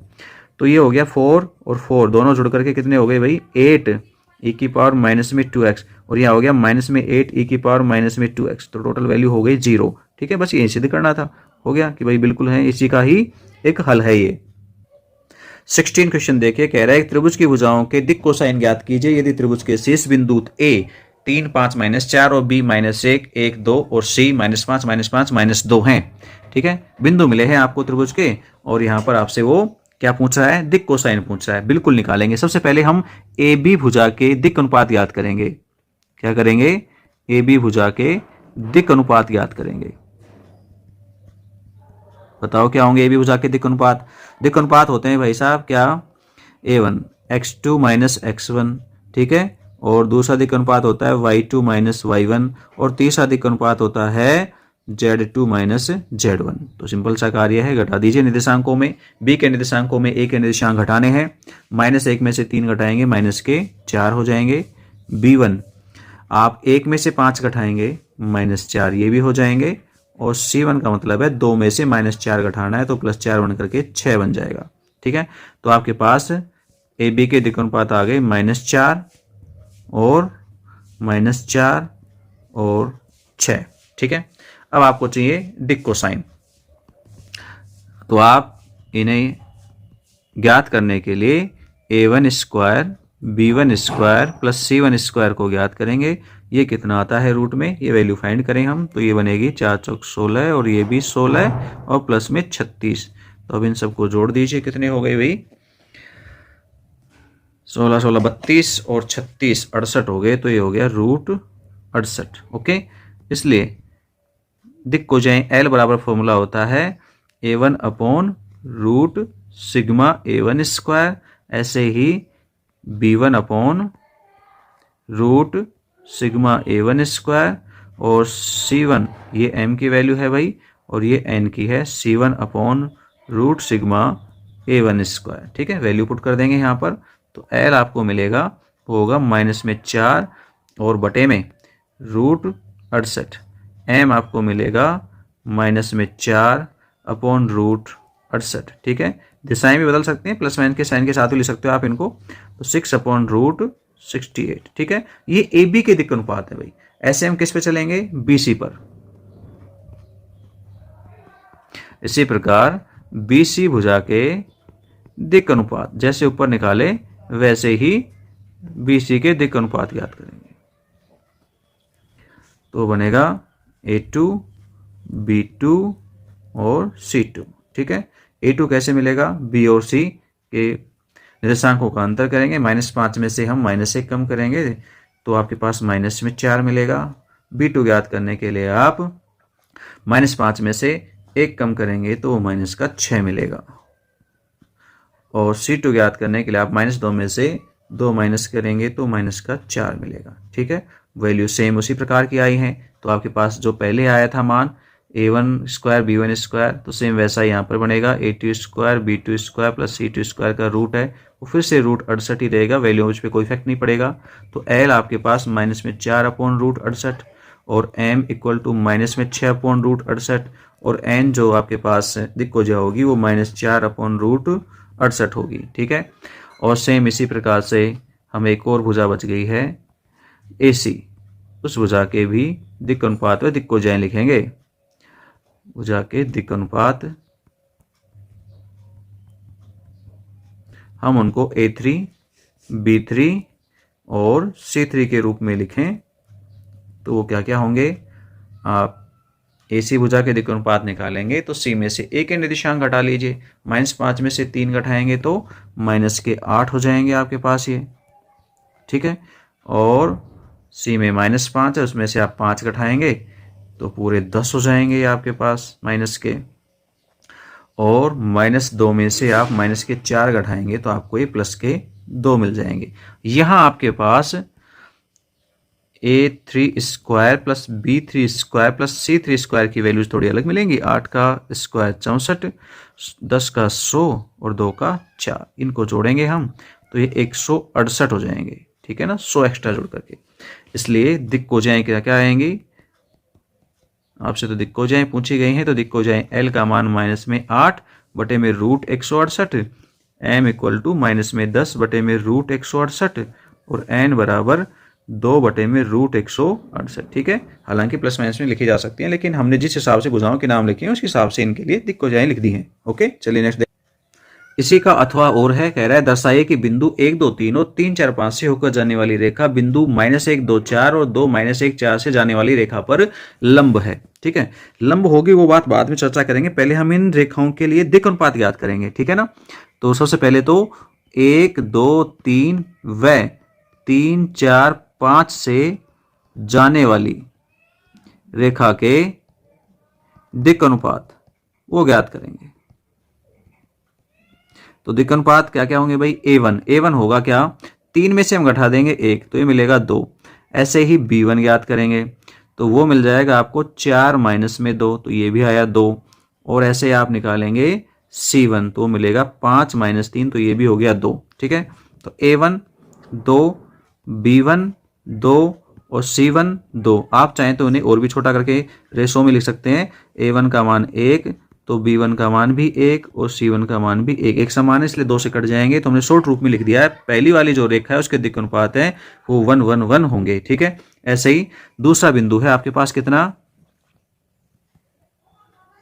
बिंदु -1 2 4 व 2 -1 4 से जाने वाली रेखा के दिक् अनुपात वो क्या क्या होंगे। तो देखो A2 लिख दें हम इसे, तो 2 में से हम -1 को घटाएंगे तो हमको 3 मिलेगा। ऐसे ही B2 -1 में से हम 2 घटाएंगे तो ये -3 मिलेगा।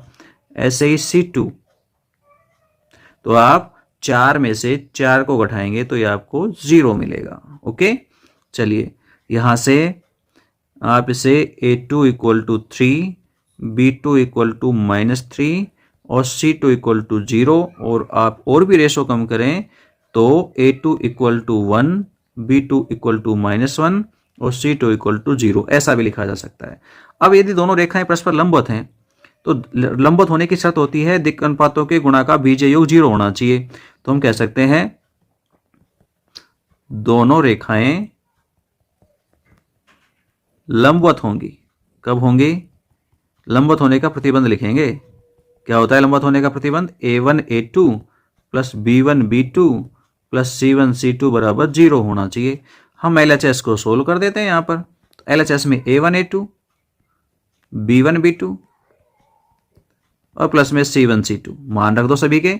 A1 का मान 1 है, A2 का भी मान 1 है, B1 का मान 1 है, B2 का मान -1 है, C1 का मान 1 है, C2 का मान 0 है। तो ये हो गया 1 -1 और प्लस 0, फाइनल आ गया 0। इसका मतलब सही है बात वही, ठीक है ना। ये RHS है तो सत्यापित हो रहा है लंबवत होने की शर्त है यहाँ पर। इसका मतलब है रेखाएं लंबवत हैं, अर्थात दोनों रेखाएं लंबवत हैं, ठीक है ना। हो गया सिर्फ। चलिए नेक्स्ट देखें। ये क्वेश्चन थोड़ा सरल था बजाय ऊपर वाले को करने के, क्योंकि वहां एक बड़ा पार्ट था, ये छोटा था। 17 क्वेश्चंस को देखें। कहता है यदि A और B स्वतंत्र घटनाएं हैं तो सिद्ध कीजिए A और B में से कम एक के होने की प्रायिकता इतनी होती है। कम से कम एक के घटित होने की प्रायिकता, थोड़ी सी अशुद्धि लिखी गई, घटित होने की प्रायिकता, ठीक है, कितनी होती है 1 minus P A dash P B dash होती है। एक के यहाँ पर आएगा घटित होने की प्रायिकता, ठीक है, कम से कम एक के घटित होने की प्रायिकता आपसे पूछी गई है। तो ये कोई ऐसा नहीं कि साहब कम से कम एक के घटित होना है, बहुत छोटा क्वेश्चन उसने अच्छा सा दिया है, 3 नंबर में क्वेश्चन दिया है, तो मैं तो मानता हूँ बच्चे को ये क्वेश्चन करना चाहिए था, दूसरे पे जाना ही नहीं चाहिए था। देखो क्या कह रहा है, कम से कम एक घटना के घटित होने की प्रायिकता को हम कैसे लिखते हैं, पी ए यूनियन बी के द्वारा दर्शाते हैं। ओके, देखो पी ए यूनियन बी का जो फॉर्मूला है वो हम जानते हैं, पी ए प्लस में पी बी और माइनस में पी ए इंटरसेक्शन बी होता है, सही है। अब कहता है, प्रश्न ये कह रहा है कि भाई साहब ये जो घटनाएं हैं ए और बी ये कैसी हैं, स्वतंत्र हैं। तो स्वतंत्र हैं तो स्वतंत्र होने की शर्त क्या होती है, इंटरसेक्शन बी का मान है वो P A into P B के साथ बराबर होता है। रीजन लिख दिया, चूंकि ए व बी कैसी हैं, स्वतंत्र हैं, तो इस स्वतंत्र होने की शर्त हमने काम में ले ली। यहां पर P intersection B equal to P A into P B हो गया, ठीक है। अब यहाँ पी ए या पी बी में से आप किसी एक को इसकी पूरा घटना की प्रायिकता में बदल दीजिए। तो मैं जैसे पी ए को बदल देता हूं तो ये बन जाएगा 1 माइनस में पी ए डैश, ये पी ए की वैल्यू लिख दी मैंने, प्लस में पी बी है और ये जो आपके पास दो पद हैं, इन दोनों पदों में आपके पास पी बी कॉमन है, तो यहां बचेगा 1 और नेक्स्ट में बचेगा पी ए। ओके, इतना हो गया है। आप इस पे ध्यान दें, यहां लिख भी देता हूं मैं कि P A equal to 1 minus में पी ए डैश होता है, ठीक है ना। चलिए 1 minus P A dash plus में पी बी, और ये जो वैल्यू है ये किसकी वैल्यू है, पी ए डैश की ही वैल्यू है। अब आप ध्यान से देखें, आपके पास पी ए डैश कॉमन है, हमने माइनस के साथ कॉमन लिया है, तो यहाँ प्लस का 1 और माइनस का पी बी होगा। अच्छा 1 माइनस पी बी है, हम 1 माइनस पी बी को क्या कहते हैं भाई, पी बी डैश, तो ये बन जाएगा पी बी डैश, ठीक है। दर्शा देंगे हम कि साहब पी बी डैश है उसकी वैल्यू 1 माइनस में पी बी होती है। ओके, तो आपसे क्या पूछा गया है, बस यही पूछा गया था कि कम से कम एक ए घटना के घटित होने की या बी घटना के घटित होने की, इसका अर्थ है कम से कम एक के घटित होने की प्रायिकता, ठीक है ना। तो यही आपसे सत्यापित करवाया गया था कि कम से कम एक घटना के घटित होने की प्रायिकता बताइए। तो मुझे लगता है शायद 3 नंबर में इससे छोटा कोई क्वेश्चन नहीं हो सकता था जो उसने यहाँ पर प्रूफ करवा दिया आपसे, ठीक है। तो ये सत्यापित हो गया है। नेक्स्ट देखते हैं इसी का। इसमें कह रहा है 52 पत्तों की गड्डी में से एक पत्ता खो जाता है, शेष पत्तों से 2 पत्ते निकाले जाते हैं जो ईंट के हैं, खो गए पत्ते के ईंट का होने की प्रायिकता ज्ञात कर दीजिए, ठीक है साहब।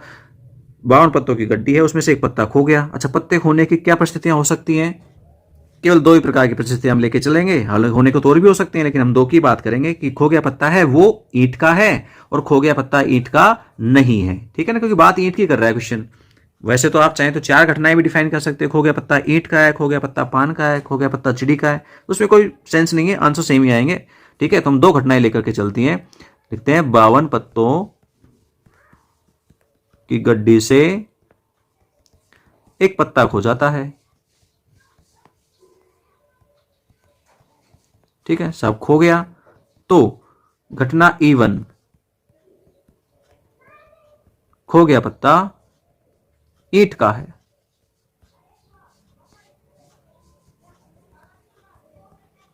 ठीक। और घटना E2, इसमें खो गया पत्ता ईंट का नहीं है।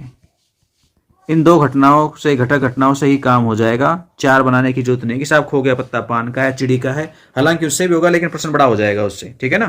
तो हम ये 2 घटना ही डिफाइन करके चल रहे हैं। ओके, अच्छा, खो गया पत्ता ईंट का है, इस बात की क्या प्रायिकता होगी भाई, ईंट के पत्ते होते हैं 13 अनुकूल और टोटल संभव 52, तो आपके पास प्रायिकता 1/4।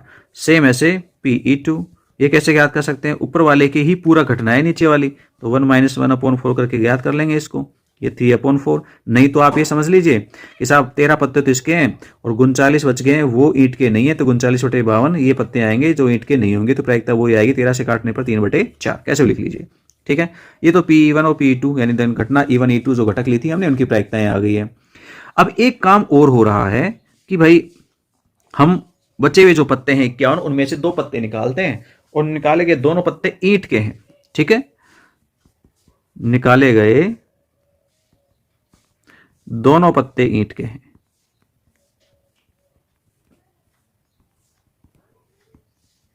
यह प्रश्न कहता है कि हम 2 पत्ते निकाले, दोनों ईंट के हैं, ये हमको ज्ञात है, ठीक है।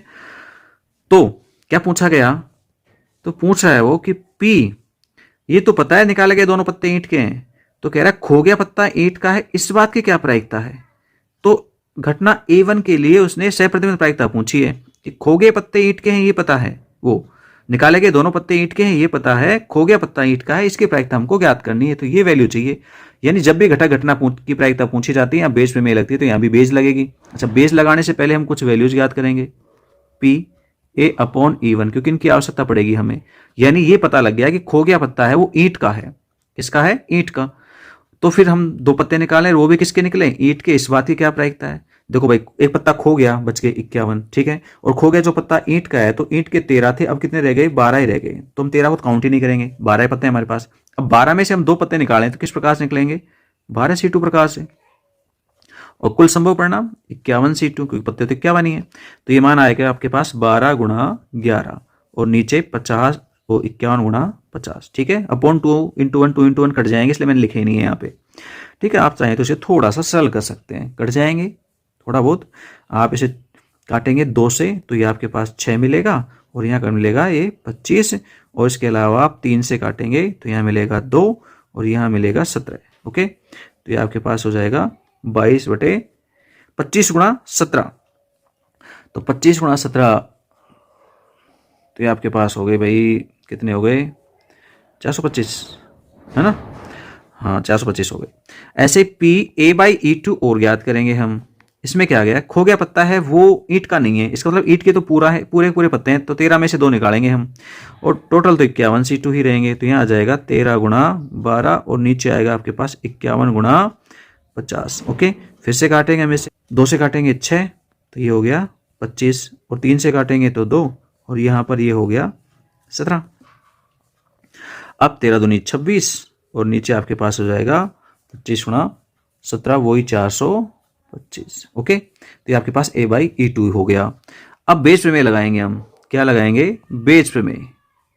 तो बेस प्रमेय से क्या है भाई? बेस प्रमेय किसके लिए चाहिए? E1/A के रूप में चाहिए। तो ये आपके पास हो जाएगी PE1 into PA/E1 upon PE1 और PA/E1 प्लस में PE2 और इंटू में PA/E2। ये बेस प्रमेय है। वैल्यू पुट कर देंगे, आपको सारी वैल्यू पता है, ठीक है ना? तो रख दीजिए। PE1 का मतलब है 1/4 और A/E1 अभी निकाला हमने 22/425। नीचे सेम 1/4 इंटू 22/425 प्लस में 3/4 और गुणा में 26/425, ठीक है। तो आप देखेंगे सब में LCM 4 गुणा 425 है, वो तो कट ही जाएगा, तो हम उसे ना लिखें तो भी चलेगा, ठीक है। तो फाइनल वैल्यूज किस रूप में आएंगी? ऊपर तो आएगा 22 और नीचे आएगा 22 प्लस 26 या 78, ठीक है। इनको जोड़ दो तो ये 22/100, 2 से काट देंगे हम इसे, तो आंसर हमें मिलेगा 11/50। तो ये आपके पास खो गया पत्ता ईंट का है, उसके लिए सहप्रतिबंध प्रायिकता आ जाएगी। ओके, चलिए नेक्स्ट देखते हैं। नेक्स्ट आपके पास ऐसे टाइप के क्वेश्चंस आ गए, निबंधात्मक प्रश्न है ये, और 4 अंक के हैं, इन्हें ज्ञात करना है, आपको सोल्व करना है जो भी पूछा गया है। 18वें में कहता है कि एक निश्चित समाकलन है 1 से 3 सीमा है और dx/x² इंटू x+1 के रूप में है, ठीक है। जो दिया गया है उसी को लिखते हैं। देखो आपको मिला 1/x² इंटू x+1, ठीक है। ये एक परिमेय फलन है। परिमेय फलन है तो आंशिक भिन्नों में जाएगा, तो आंशिक भिन्नों में बदलेंगे हमें से, तो ये बनेगा a/x प्लस में b/x² और c/x+1, ठीक है। तो ये हमने मान लिया ABC के रूप में इनको, ठीक है। सरल करेंगे, लघुत्तम लेंगे तो आपके पास यहां पर आएगा मान कितना? 1 बराबर ax इंटू x+1 प्लस में b इंटू x+1 और प्लस में c इंटू x², ठीक है। एलसीएम लेने के बाद ये मिलेगा, दोनों तरफ के एलसीएम है वो कट जाएंगे, तो ये वैल्यू आपके पास आएगी। इसको नंबर 1 डाल लीजिए। अब आप क्या करेंगे? इस नंबर 1 में x बराबर 0 रखें, x बराबर 0 रखें, ठीक है ना।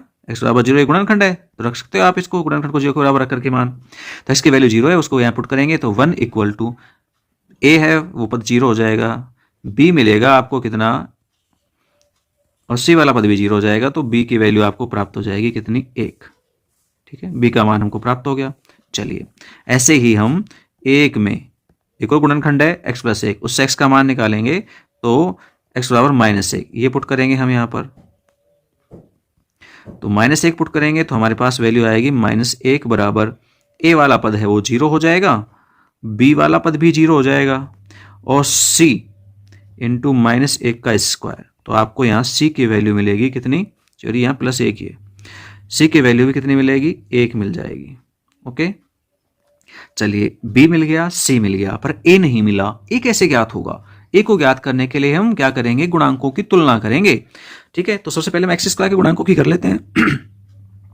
तो एक्स स्क्वायर के एक में, कौन से में, समीकरण एक में करना है, एक में एक्स स्क्वायर के गुणांकों की तुलना करने पर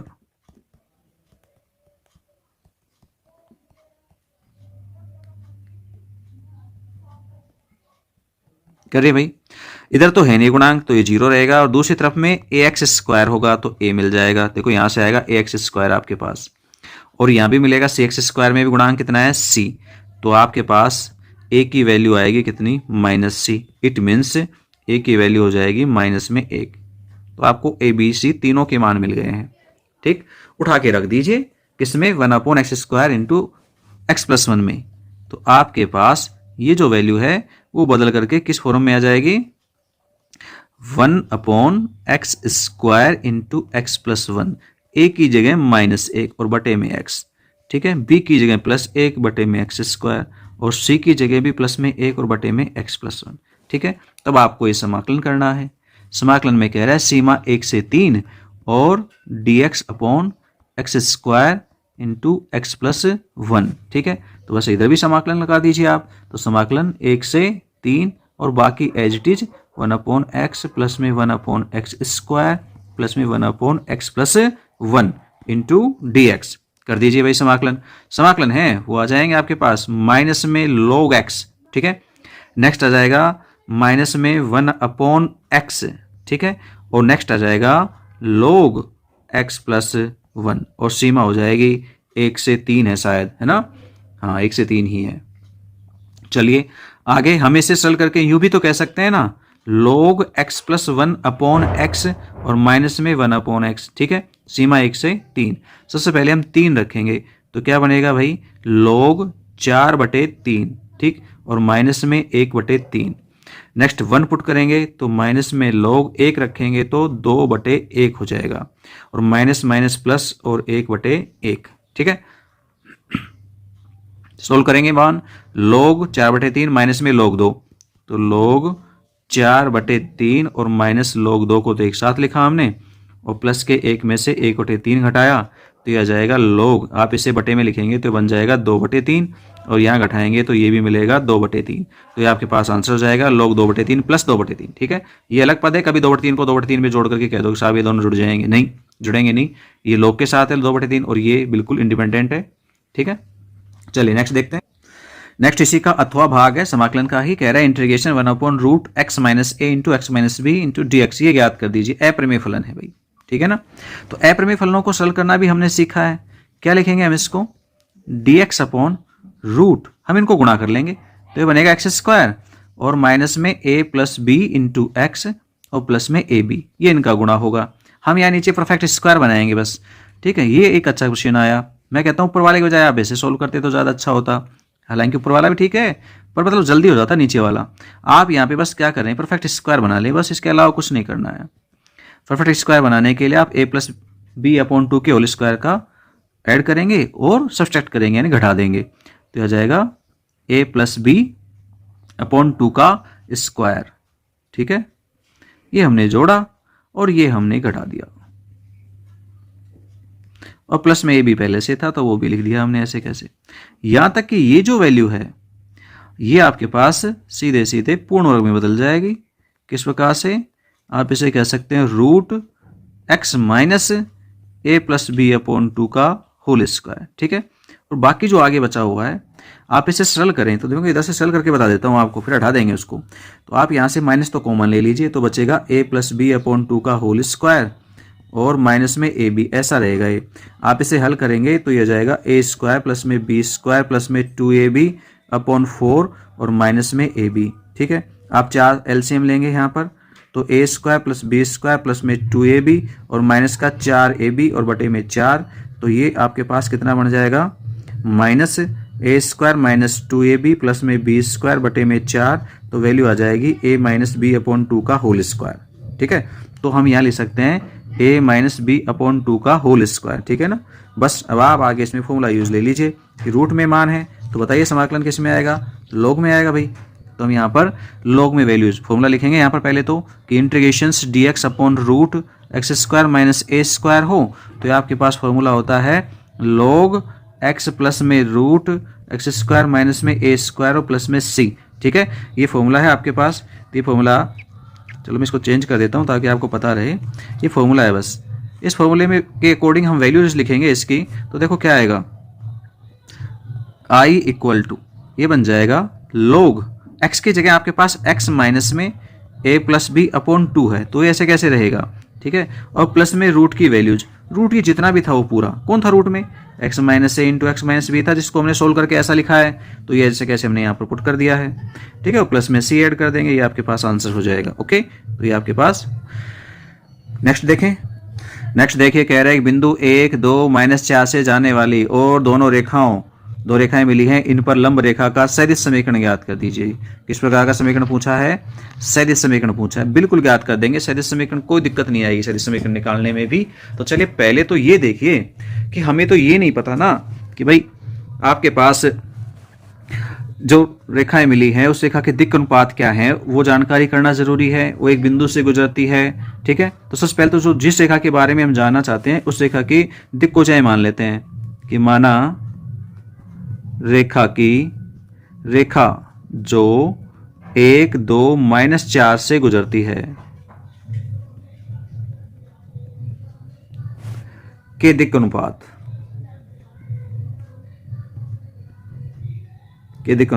A, B, C हो, तो शर्तों को देखेंगे हम, जो चाहिए उस हिसाब से। रेखा का समीकरण क्या होगा, रेखा का समीकरण, सदिश समीकरण पूछा है तो r वेक्टर इक्वल टू, एक बिंदु से गुजरती है तो बिंदु के निर्देशांकों को यहां लिखेंगे हमें कितने, i कैप प्लस में 2j कैप माइनस में 4k कैप। ठीक, और प्लस में लैम्डा और दिक् अनुपातों से बनने वाला सदिश ai cap plus bj cap और प्लस में ck कैप। ठीक है, ये रेखा का समीकरण होगा भाई। ओके, अब इसमें बस हमको abc के मान चाहिए और कुछ नहीं चाहिए, abc का काम करना है आपको।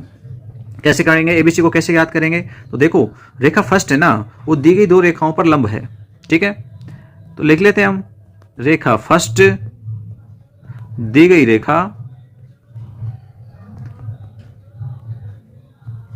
रेखाओं, कौन कौन सी रेखाएं हैं, x माइनस 8 बटे 3, y प्लस 19 बटे -16 और z माइनस 10 बटे 7। ठीक है, तथा एक और भी रेखा है इसका समीकरण है x माइनस 15 बटे 3, y माइनस 29 बटे 8 और z माइनस 5 बटे -5, इन पर लंबवत है। कैसी है, लंबवत है। ठीक है, हम ये मान लें जो दूसरे नंबर की रेखा है उसमें यदि a1 माने दिक् अनुपातों को तो 3 होंगे, b1 आपके पास -16 और c1 7, तथा दूसरी रेखा के दिक् अनुपात लिखें तो ये बनेंगे a2 बराबर 3, b2 बराबर में 8 और c2 बराबर में -5 है। ये दिक् अनुपात है आपके पास किनके, ये जो दो रेखाएं आपके पास हैं इन दोनों रेखाओं के क्या है, ये दिक् अनुपात है। ठीक है ना, तो चलिए दिक् अनुपात हमें पता लग गए। आगे अब हम लंबवत होने की शर्तें काम में लेंगे, जो कि a1 प्लस में b1 प्लस में c1 बराबर 0 व a2 plus b2 plus c2 बराबर 0। कारण क्योंकि रेखाएं परस्पर लंबवत हैं। ठीक है ना, इस वजह से हमने ऐसा लिखा। a तो a ही है, a1 का मान आपके पास 3 है, ऐसे ही b है और b1 का मान -16 है, ऐसे c की जगह c और c1 की जगह पर 7 बराबर में 0। ऐसे इधर भी लिखेंगे हम, तो यहां गुणा करेंगे तो हो जाएगा 3a प्लस में 8b और माइनस के 5c बराबर में 0। तो ये इक्वेशंस आपके पास बन गई 3a माइनस में 16b और प्लस में 7c बराबर 0। ओके, तो ये नंबर 2 और ये आपके पास नंबर 3। 2 और 3 को हम हल करेंगे। समीकरण 2 और 3 को वृज्जगुणन विधि से हल करने पर, 2 व 3 को किससे? वृज्जगुणन विधि से, जिसको लाग्रांज विधि भी कहते हैं हम, वृज्जगुणन विधि से हल करने पर, ठीक है ना। वृज्जगुणन विधि का एक दूसरा नाम है लाग्रांज विधि। तो उससे हम इसको हल करेंगे तो यहाँ आएगा आपके पास a, ठीक है, b और c। a के नीचे मान आएंगे वो b और c के गुणांक आएंगे। पहले b के गुणांक 16 और समीकरण 3 में है आपके पास 8। c के गुणांकों में देखें तो 7 और माइनस के 5। ऐसे b के नीचे लिखेंगे तो पहले c के गुणांक आएंगे। c के गुणांक कितने थे भाई? 7 और माइनस 5। उसके बाद a के गुणांक आएंगे, वो है 3 और दोबारा से दूसरे में भी कितने हैं? 3 ही हैं, ठीक है। आगे c के नीचे सबसे पहले a के गुणांक आएंगे और उसके बाद में b के गुणांक, b के थे माइनस में 16 और 8, ठीक है ना। चलिए भाई यहाँ से हम a के लिए मान सोल्व करें तो ये 16 को 5 से गुणा करेंगे, 16 पंचू 80, माइनस में 8 7 56 हो जाएंगे भाई। ऐसे ही b के लिए सोल्व करें तो 7 तिया 21 और प्लस में 5 तिया 15 और बराबर c, ये हो जाएंगे 8 तिया 24 प्लस में 16 तिया 48, ठीक है। माइनस माइनस प्लस हो जाएगा। तो यहाँ आप 80 में से 56 घटा दीजिए तो आपको मिलेगा 24।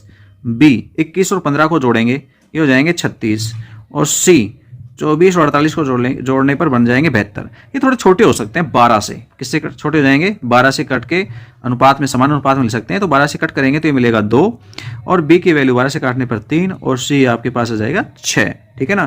तो ये ABC के संगत मान है। ABC के मानों को उठा करके कहाँ पुट करना है भाई? आप ABC के मानों को उठा करके समीकरण 1 में रख दीजिए, ठीक है। तो समीकरण 1 में रखेंगे तो i + 2j माइनस का 4k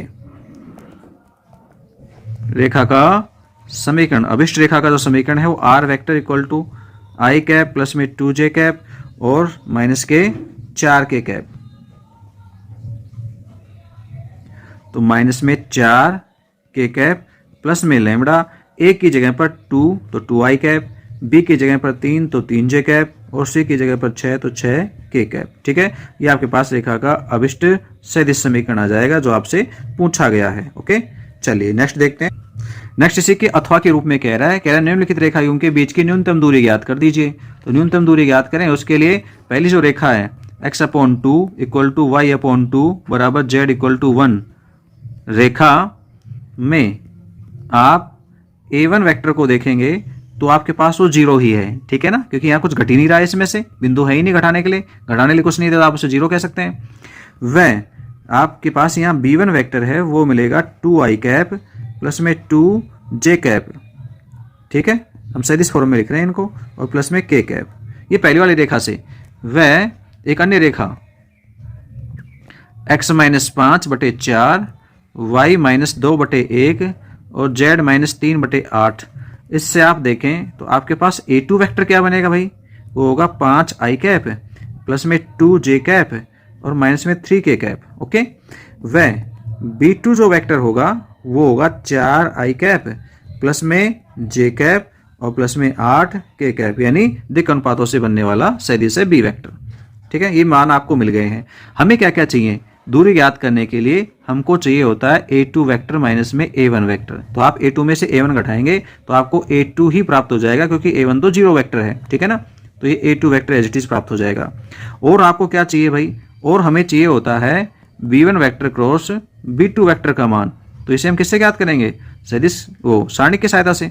तो सारणिक बना लीजिए आप एक, वो सारणिक में मान रख दीजिए i j k के रूप में पहली पंक्ति, दूसरी पंक्ति के रूप में b1 के गुणांक जो भी हैं आपके पास यदि i j k के रूप में मान, वो क्या क्या है भाई? 2 2 1, ठीक है। और b2 की जगह पर कितना है? 4 1 और 8। आप इसे सोल्व कर लीजिए। प्रसार लिखेंगे i कैप तो 16 माइनस 1 माइनस j कैप, तो यहाँ पर भी आपके पास 16 माइनस के 4 हो जाएंगे और प्लस में k कैप ये हो जाएगा 2 माइनस के 8, ठीक है।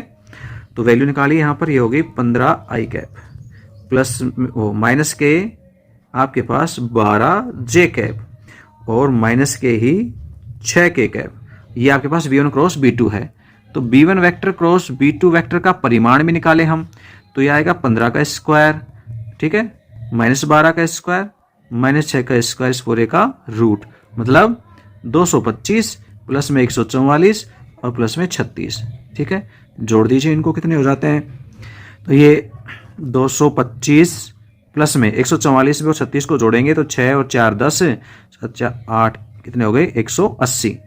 ये और जोड़ लीजिए, टोटल कितना हो गया है 5, 8 2 10 और 2 और 1 3 और 1 4, तो 405 आपके पास B1 क्रॉस B2 हो गया है। ठीक है, ठीक है। न्यूनतम दूरी का सूत्र क्या होता है? न्यूनतम दूरी दो रेखाओं के मध्य न्यूनतम दूरी ज्ञात करने का सूत्र होता है हमारे पास।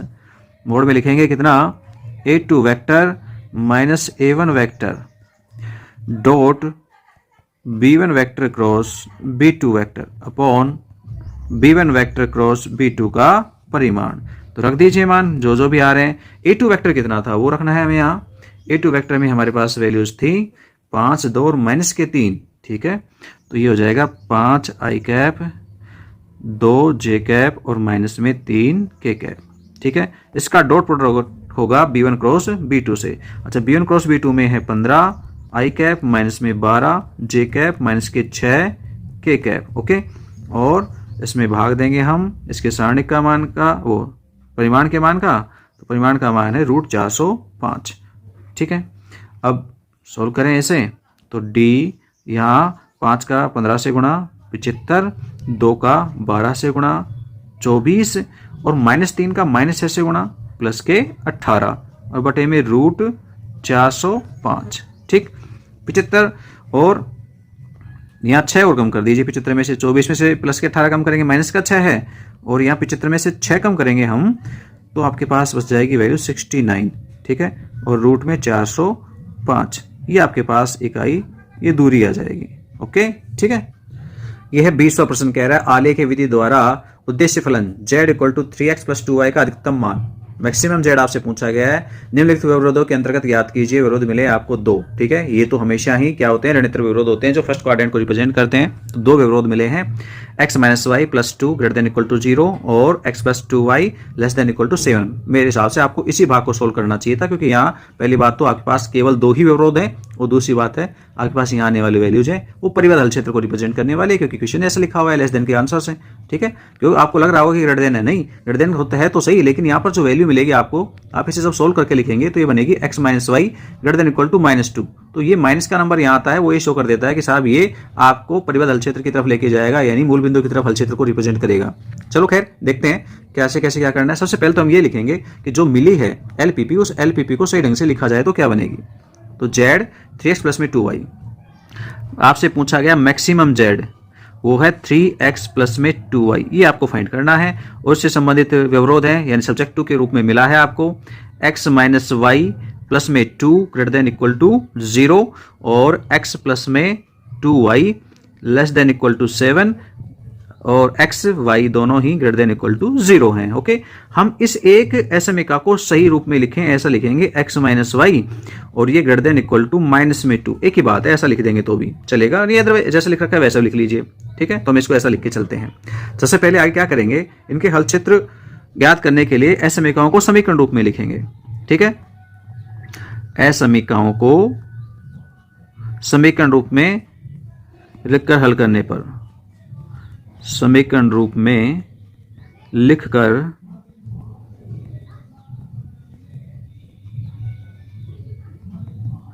तो क्या हो जाएगा भाई, समीकरण रूप होंगी इनकी x - में y बराबर -2, व दूसरी समीकरण बनेगी x + में 2y बराबर में कितना 7। ठीक है, तो यहां से हम 2 हल ज्ञात कर लेंगे, पर्याप्त, 2 ही हल काफी है, हमें ज्यादा की आवश्यकता नहीं है। चलिए पहला निकालें हम।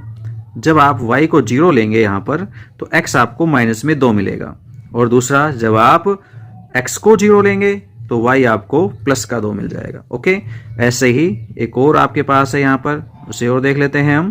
तो यहाँ वाले में हम x की जगह पर 0 पुट करें और y की जगह 0 पुट करें। सबसे पहले y की जगह 0 रखा तो x का मान 7 आ गया भाई, और जब हम x को 0 रखेंगे तो y का मान है वो 3.5 आ जाएगा। ठीक है, ये बिंदु हमें प्राप्त हो गए। अब इनसे हम क्या करेंगे, इनको ग्राफ में प्रदर्शित करेंगे। ठीक है, तो ग्राफ में सबसे पहले हम एक्सेस खींचें और बिंदु जिस प्रकार से मिले हैं उसके हिसाब से हम क्या करेंगे भाई, थोड़ा सा ध्यान से काम करें। देखो उसने जो कहा उसके अकॉर्डिंग हम, बिंदु हमें माइनस में भी मिल रहे हैं तो आपको क्या करना है, माइनस में भी रखने हैं मान, तो ये हमने x एक्सेस ले लिया यहाँ पर, ठीक, और इसमें y एक्सेस भी खींच लेते हैं हम। y तो खैर हमारे पास नेगेटिव नहीं है इसलिए कोई दिक्कत नहीं, y पॉजिटिव भाग में भी लिखा हुआ होगा तो भी चल जाएगा। y का नेगेटिव पार्ट ना बनाए वो वहीं जाएगी, चलो कोई नहीं, ये 0 है, ठीक है। हम यहाँ पर चाहें तो भाई एक एक खाने को एक एक के रूप में ले लें, 1 2 ये 3 ये 4 ये 5 ये 6 ये 7 ये 8, ठीक है।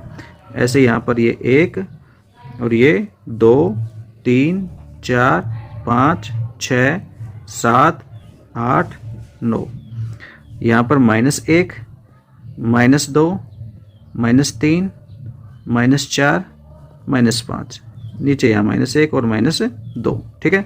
ये y डैश भाग है और ये आपके पास y है। अब जो बिंदु है ना उन बिंदुओं को यहाँ दर्शाएंगे, तो आप देखें सबसे पहला जो बिंदु है हमारे पास वो है -2 0 और 0 2, -2 आपको यहाँ मिलेगा भाई, ठीक है, और दूसरा 2 0 ये आपको यहाँ मिलेगा। इन दोनों बिंदुओं को मिला करके आपको लाइन खींचनी है, ठीक है। दोनों बिंदु मिलने चाहिए और लाइन है वो थोड़ी बड़ी रहनी चाहिए, फर्स्ट क्वाड्रेंट में बड़ी होनी चाहिए, ओके। तो हमने ये खींच दी। ऐसे ही एक और लाइन खींचेंगे हम, और इस लाइन के ऊपर पहले तो एसएमए को शो करें। एसएमए कौन थी भाई? वो थी x - y + 2 > 0, ओके। चलिए दूसरी लाइन है उसको और ड्रॉ करेंगे। ये तो पॉइंट था आपके पास 0 2 और ये आपके पास -2 0। दूसरी ओर खींच लेंगे, उसके लिए बिंदु मिले हैं आपको कितने? 7 0 और 0.5, 0 3.5, 7 0 है वो तो नीचे मिलेगा आपको, ठीक है। ये है 7 0 और दूसरा है 3.5, 0 3.5, वो बिंदु आपको इधर मिलेगा, ओके। तो यहाँ एक लाइन और खींचनी है आपको, तो चलिए हम उसको येलो से खींच देते हैं। इन दोनों बिंदुओं को मिलाने वाली लाइन आपको ड्रॉ करनी है। यहाँ ये लाइन है दूसरी, और इसके लिए समीकरण मिली थी वो है x + 2y ≤ 7, ओके। अब क्या करेंगे हम? इन दोनों समीकरणों के हल क्षेत्रों को जानेंगे, वो हल क्षेत्र कहाँ है। तो हल क्षेत्रों के बारे में जानकारी हमें कैसे मिलेगी भाई? मूल बिंदु के निर्देशांकों को रखेंगे दोनों समीकरणों में। पहली वाली यहाँ वाली समीकरण में रखते हैं मूल बिंदु के निर्देशांक x 0 0, तो 0 + 0 ≤ 7। ये कहता है कि 0 छोटा है 7 से, बिल्कुल सही है। इसका मतलब इसका हल क्षेत्र नीचे की ओर है। किधर है? नीचे की ओर है। और जो दूसरी समीकरण है ये वाली, इसमें हम रखें मूल बिंदु के निर्देशांकों को, तो 0 + 0 या -0 और प्लस के 2 > 0, तो 2 बड़ा है 0 से। ये बात ही बिल्कुल सही है। इसका मतलब इसका भी हल क्षेत्र किधर है? मूल बिंदु की तरफ वाले भाग में है, नीचे की ओर, ओके। तो देखें आप यहाँ पर फर्स्ट क्वाड्रेंट में आपके पास ये दोनों ही समीकरणों का कॉमन भाग है। यहाँ पर ये जितना पार्ट हमने यहाँ क्या कर दिया है, पिंक कलर में कर दिया है, ये पूरा किसको रिप्रेजेंट करता है भाई? दोनों समीकरण। इसके अलावा 2 ऋणात्मक अवरोध हैं, वो फर्स्ट क्वाड्रेंट को शो करते हैं। तो उनका ये जो छायांकित भाग है ये सुसंगत हल क्षेत्र है, जिसको हमने छायांकित किया है, ठीक है। ये एलपीपी का एक सुसंगत हल क्षेत्र है, ओके, ठीक है। अब हमें ये एक बिंदु चाहिए यहाँ पर, इस बिंदु के बारे में जानकारी नहीं है, तो ये बिंदु कहाँ होगा? ठीक है, मेरे पास ग्राफ बना है, वो हाथ से बना हुआ कच्चा चित्र है। दोनों समीकरणों को से बनी हुई समीकरणों को हम हल कर लेंगे। समीकरण यहाँ पर थी, हम इनको सोल्व करके देख लेते हैं, यहाँ रफ वर्क साइड में कर देते हैं। एक है x - y = -2 और दूसरी समीकरण है x + 2y = 7। समीकरणों को हल करेंगे तो यहाँ घटाने पर आपके पास ये समीकरण है वो बदल जाएंगी, यानी x कैंसिल हो जाएगा, -3y और यहाँ -7 और -2 -9 हो जाएंगे, तो y का मान मिलेगा आपको +3, ठीक है। और y के मान +3 को आप समीकरण फर्स्ट में रखेंगे तो x -3 = -2, तो x बराबर मिल जाएगा 1। तो आपके पास आ गया बिंदु 1 3। कितना आ गया भाई? 1 3। ये बिंदु आपके पास 1 3 होगा, ठीक है। वैसे देख के ना करें क्योंकि हमारे पास मान का चित्र है। अब आप देखिए आलेख से आपको सुसंगत हल क्षेत्र मिला है, उनके कोणीय बिंदुओं को हम यहाँ पर लिखेंगे ताकि आपके पास एलपीपी की वैल्यूज आ जाएं, यानी अधिकतम मान के लिए क्या होगा वो ज्ञात हो जाए। तो यहाँ हम 2 चीजें लिखेंगे, एक तो कोणीय बिंदु और एक लिखेंगे जेड का मान। कोणीय बिंदु और जेड का मान, ठीक है। जेड के मानों में आप देखें, एक तो मिल रहा है मूल बिंदु 0 0 कोणीय बिंदु के रूप में, एक बिंदु आपको मिला है जिसको मैं ए कह देता हूं, वो है आपके पास 7 0, और बी के रूप में जो आपको मिला है वो है 1 3, और सी के रूप में मिला है वो है 0 2, ठीक है। तो ये बी और ये है आपके पास बिंदु सी। अब इन सब के ऊपर आप जेड का मान निकाल दीजिए। अच्छा जेड कौन था भाई, जेड देखिए जेड हमारे पास था 3x प्लस में 2y, तो 3x plus 2y, 3x plus में 2y। आप इसमें बिंदुओं के निर्देशांकों को रखेंगे तो पहला तो 0 हो जाएगा, 7 0 रखेंगे तो 7 या 21 बन जाएंगे, और 1 3 रखेंगे तो ये हो जाएगा 3 और प्लस में 3 रखेंगे 3 दूनी 6, तो ये हो जाएगा 9। नेक्स्ट 0 2 पुट करेंगे तो ये बन जाएगा 4, तो ये 4 आएगा। तो आपके पास यहाँ देखें आप, तो मैक्सिमम जो आपके पास मिल रहा है वो मैक्सिमम 21 है मान जेड का, ठीक है ना। इसलिए एलपीपी का अधिकतम मान किस पर होगा, ए 7 0 पर 21 होगा, ठीक है। बिंदु भी लिखा हमने, किस पर होगा, 7 0 पर 21 होगा, ठीक है। हमारे पास सॉल्यूशन है। नेक्स्ट देखते हैं आगे। आलेखीय विधि द्वारा उद्देश्य फलन z equal to X plus 3y का न्यूनतम मान निम्नलिखित विरोधों के अंतर्गत ज्ञात कीजिए, ठीक है। सबसे पहले हम एलपीपी को लिखते हैं। तो ये कह रहा है आपको मिनिमम z फाइंड करना है x प्लस 3y उद्देश्य फलन के तौर पर, ठीक है। और इससे संबंधित आपको प्रतिबंध मिले हैं, वो क्या क्या है, x greater than equal to y, इसके अलावा x plus Y greater than equal to 4 और x प्लस में 2y less than equal to 8 और x greater than equal to 0, y greater than equal to 0 ऋणात्मक विरोध है, ठीक है। इस बार आपके पास मुख्य रूप से कितनी 3 असमीकाएं मिली हैं, इसलिए कहते हैं हम ऊपर वाला पार्ट जो कि मेन था ये अथवा वाला है, तो आप मेन वाला करते तो बेटर रहता, क्योंकि आपको 3 असमीकाएं सोल्व करनी है। तो सबसे पहले क्या करना है भाई, तीनों असमीकाओं के लिए आपको समीकरण रूप लिख करके इनके हल ज्ञात करने हैं, ठीक है। तो करिए, समीकरण रूप में लिखकर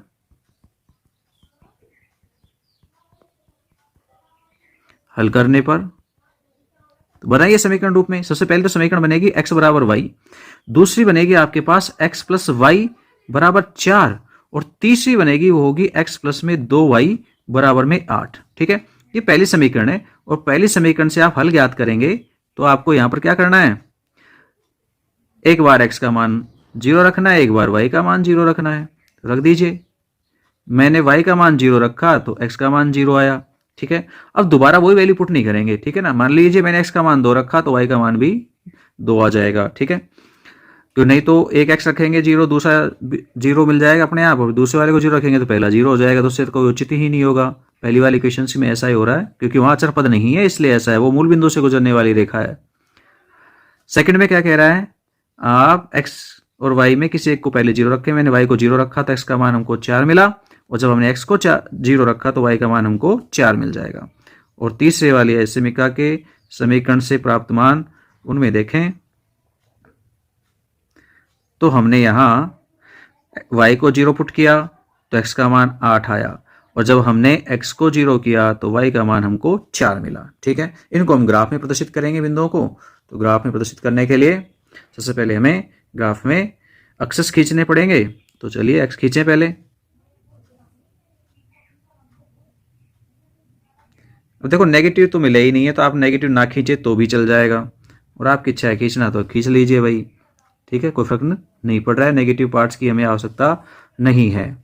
तो हम केवल पॉजिटिव एक्सिस या कहें तो फर्स्ट क्वाड्रेंट ही बनाने की कोशिश कर रहे हैं, बाकी दूसरा नहीं बनाना चाह रहे।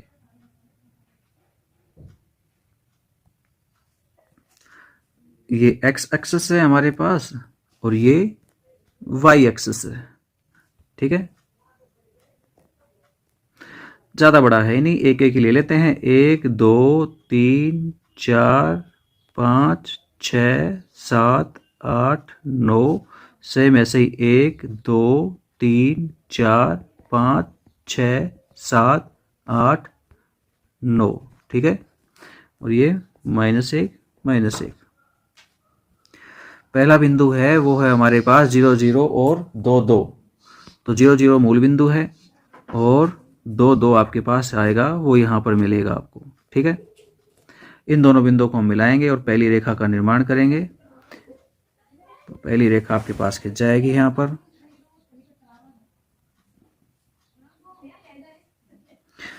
ठीक है। ये मूल बिंदु से जाने वाली पहली असमीका है, उसके लिए सही खिंचा भाई। दूसरी देखिए, दूसरे बिंदु है 4 0 और 0 4, तो 4 0 0 4 है, उनको शो करिए। तो 4 0 आपको यहाँ मिलेगा और 0,4 आपको यहाँ पर मिलेगा। आप इन दोनों को भी मिला दीजिए,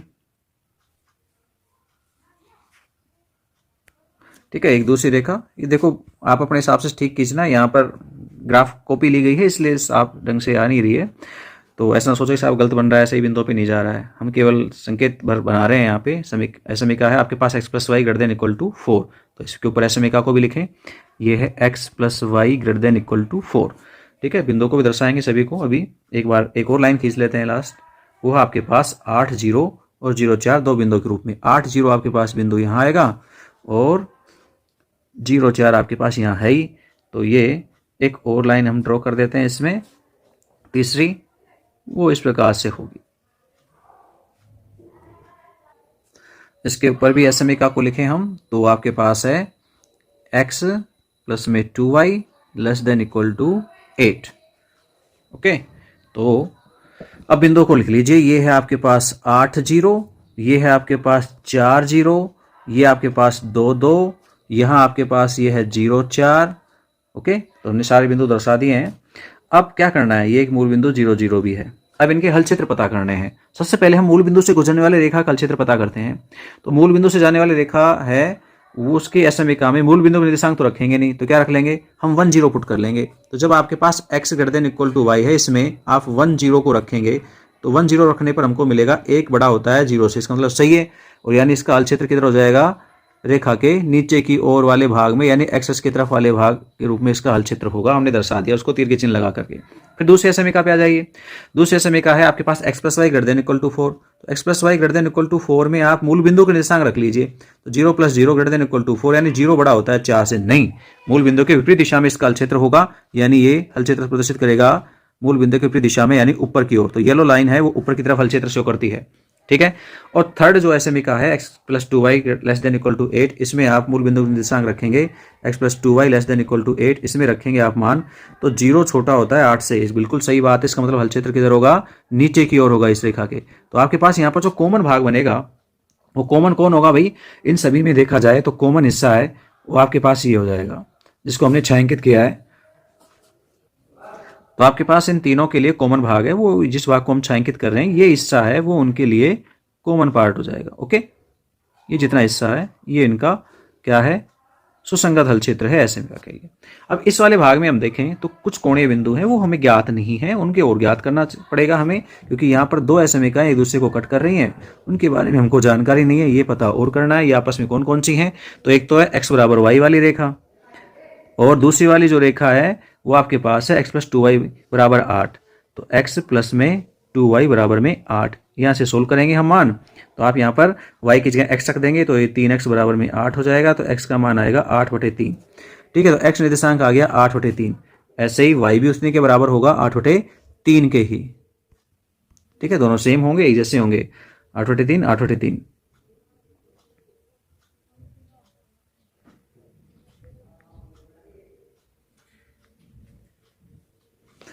ठीक है। अब इन को क्या करना है आपको, आलेख से ये जितने भी बिंदु हमें प्राप्त हुए इन सब को एक टेबल में लिख करके और z के मान आपको ज्ञात करने हैं, ओके। यहां हमको कोणीय बिंदु और z के मानों को लिखना है। कोणीय बिंदु, जो जो कोणीय बिंदु हैं उन्हें यहां शो करेंगे और यहां z का मान आएगा। देखो पहला कोणीय बिंदु है उसे हम लिख रहे हैं 4, 0, दूसरा है वो है आपके पास 8, 0, और तीसरा है वो है 8/3 8/3 8/3 8/3, और चौथा है वो है 2, 2, ठीक है। बिंदुओं का नामकरण कर दें हम यहाँ पर, तो मान लीजिए A है, ये B है, ये C है और ये D है, इनके क्रम में ही नाम डाल दिए इनके, A B C and D, ठीक है। और Z के मान याद करने हैं अब आपको, ये तो सारा रफ वर्क है, इसको तो हटा देना भाई, ये काम का नहीं है, ठीक है, केवल हमने अपने हिसाब से जानकारी के लिए किया था यूज। उद्देश्य फलन है हमारे पास कितना भाई, x + 3y, x + 3y में हम वैल्यूज पुट करेंगे और मान निकालेंगे z का क्या आएगा। 4 0 रखेंगे तो हमें 4 ही मिलेगा, 8 0 रखेंगे तो हमें 8 ही मिलेगा, 8/3 और 8/3 रखेंगे तो 8/3 और प्लस में ये आपके पास 3 गुणा 8/3 हो जाएगा, 8 या 24, 24 और 8 32/3 हो जाएगा ये, ठीक है ना। तो नेक्स्ट आ जाएगा 32/3, यानी 10 पॉइंट कुछ मान आएगा। और 2 रखेंगे हम यहाँ पर, तो 2 और नेक्स्ट में 2 पुट करेंगे तो ये 6, यानी कितना हो गया 8, ठीक है ना। तो ये 8 आ गया है। ओके, तो यहाँ पर सबसे मिनिमम मान आपसे पूछा गया है कि आप मिनिमम जेड बताइए क्या होगा। तो मेरे हिसाब से मिनिमम मैम क्या आ गया भाई, मिनिमम जेड आपको 4 मिला है, ठीक है। तो ये मिनिमम जेड है, तो लिख दीजिए। इसलिए एलपीपी का न्यूनतम मान A40 पर कितना है, 4 है, ठीक है। ये आपके पास आंसर हो गया है। तो बच्चों ये था पूरा पेपर, हमने सोल्व कर दिया है। कैसा लगा कमेंट्स बॉक्स में लिख के जरूर बताएं, ठीक है। फिर मिलते हैं किसी नेक्स्ट वीडियो के साथ, तब तक के लिए दीजिए, धन्यवाद।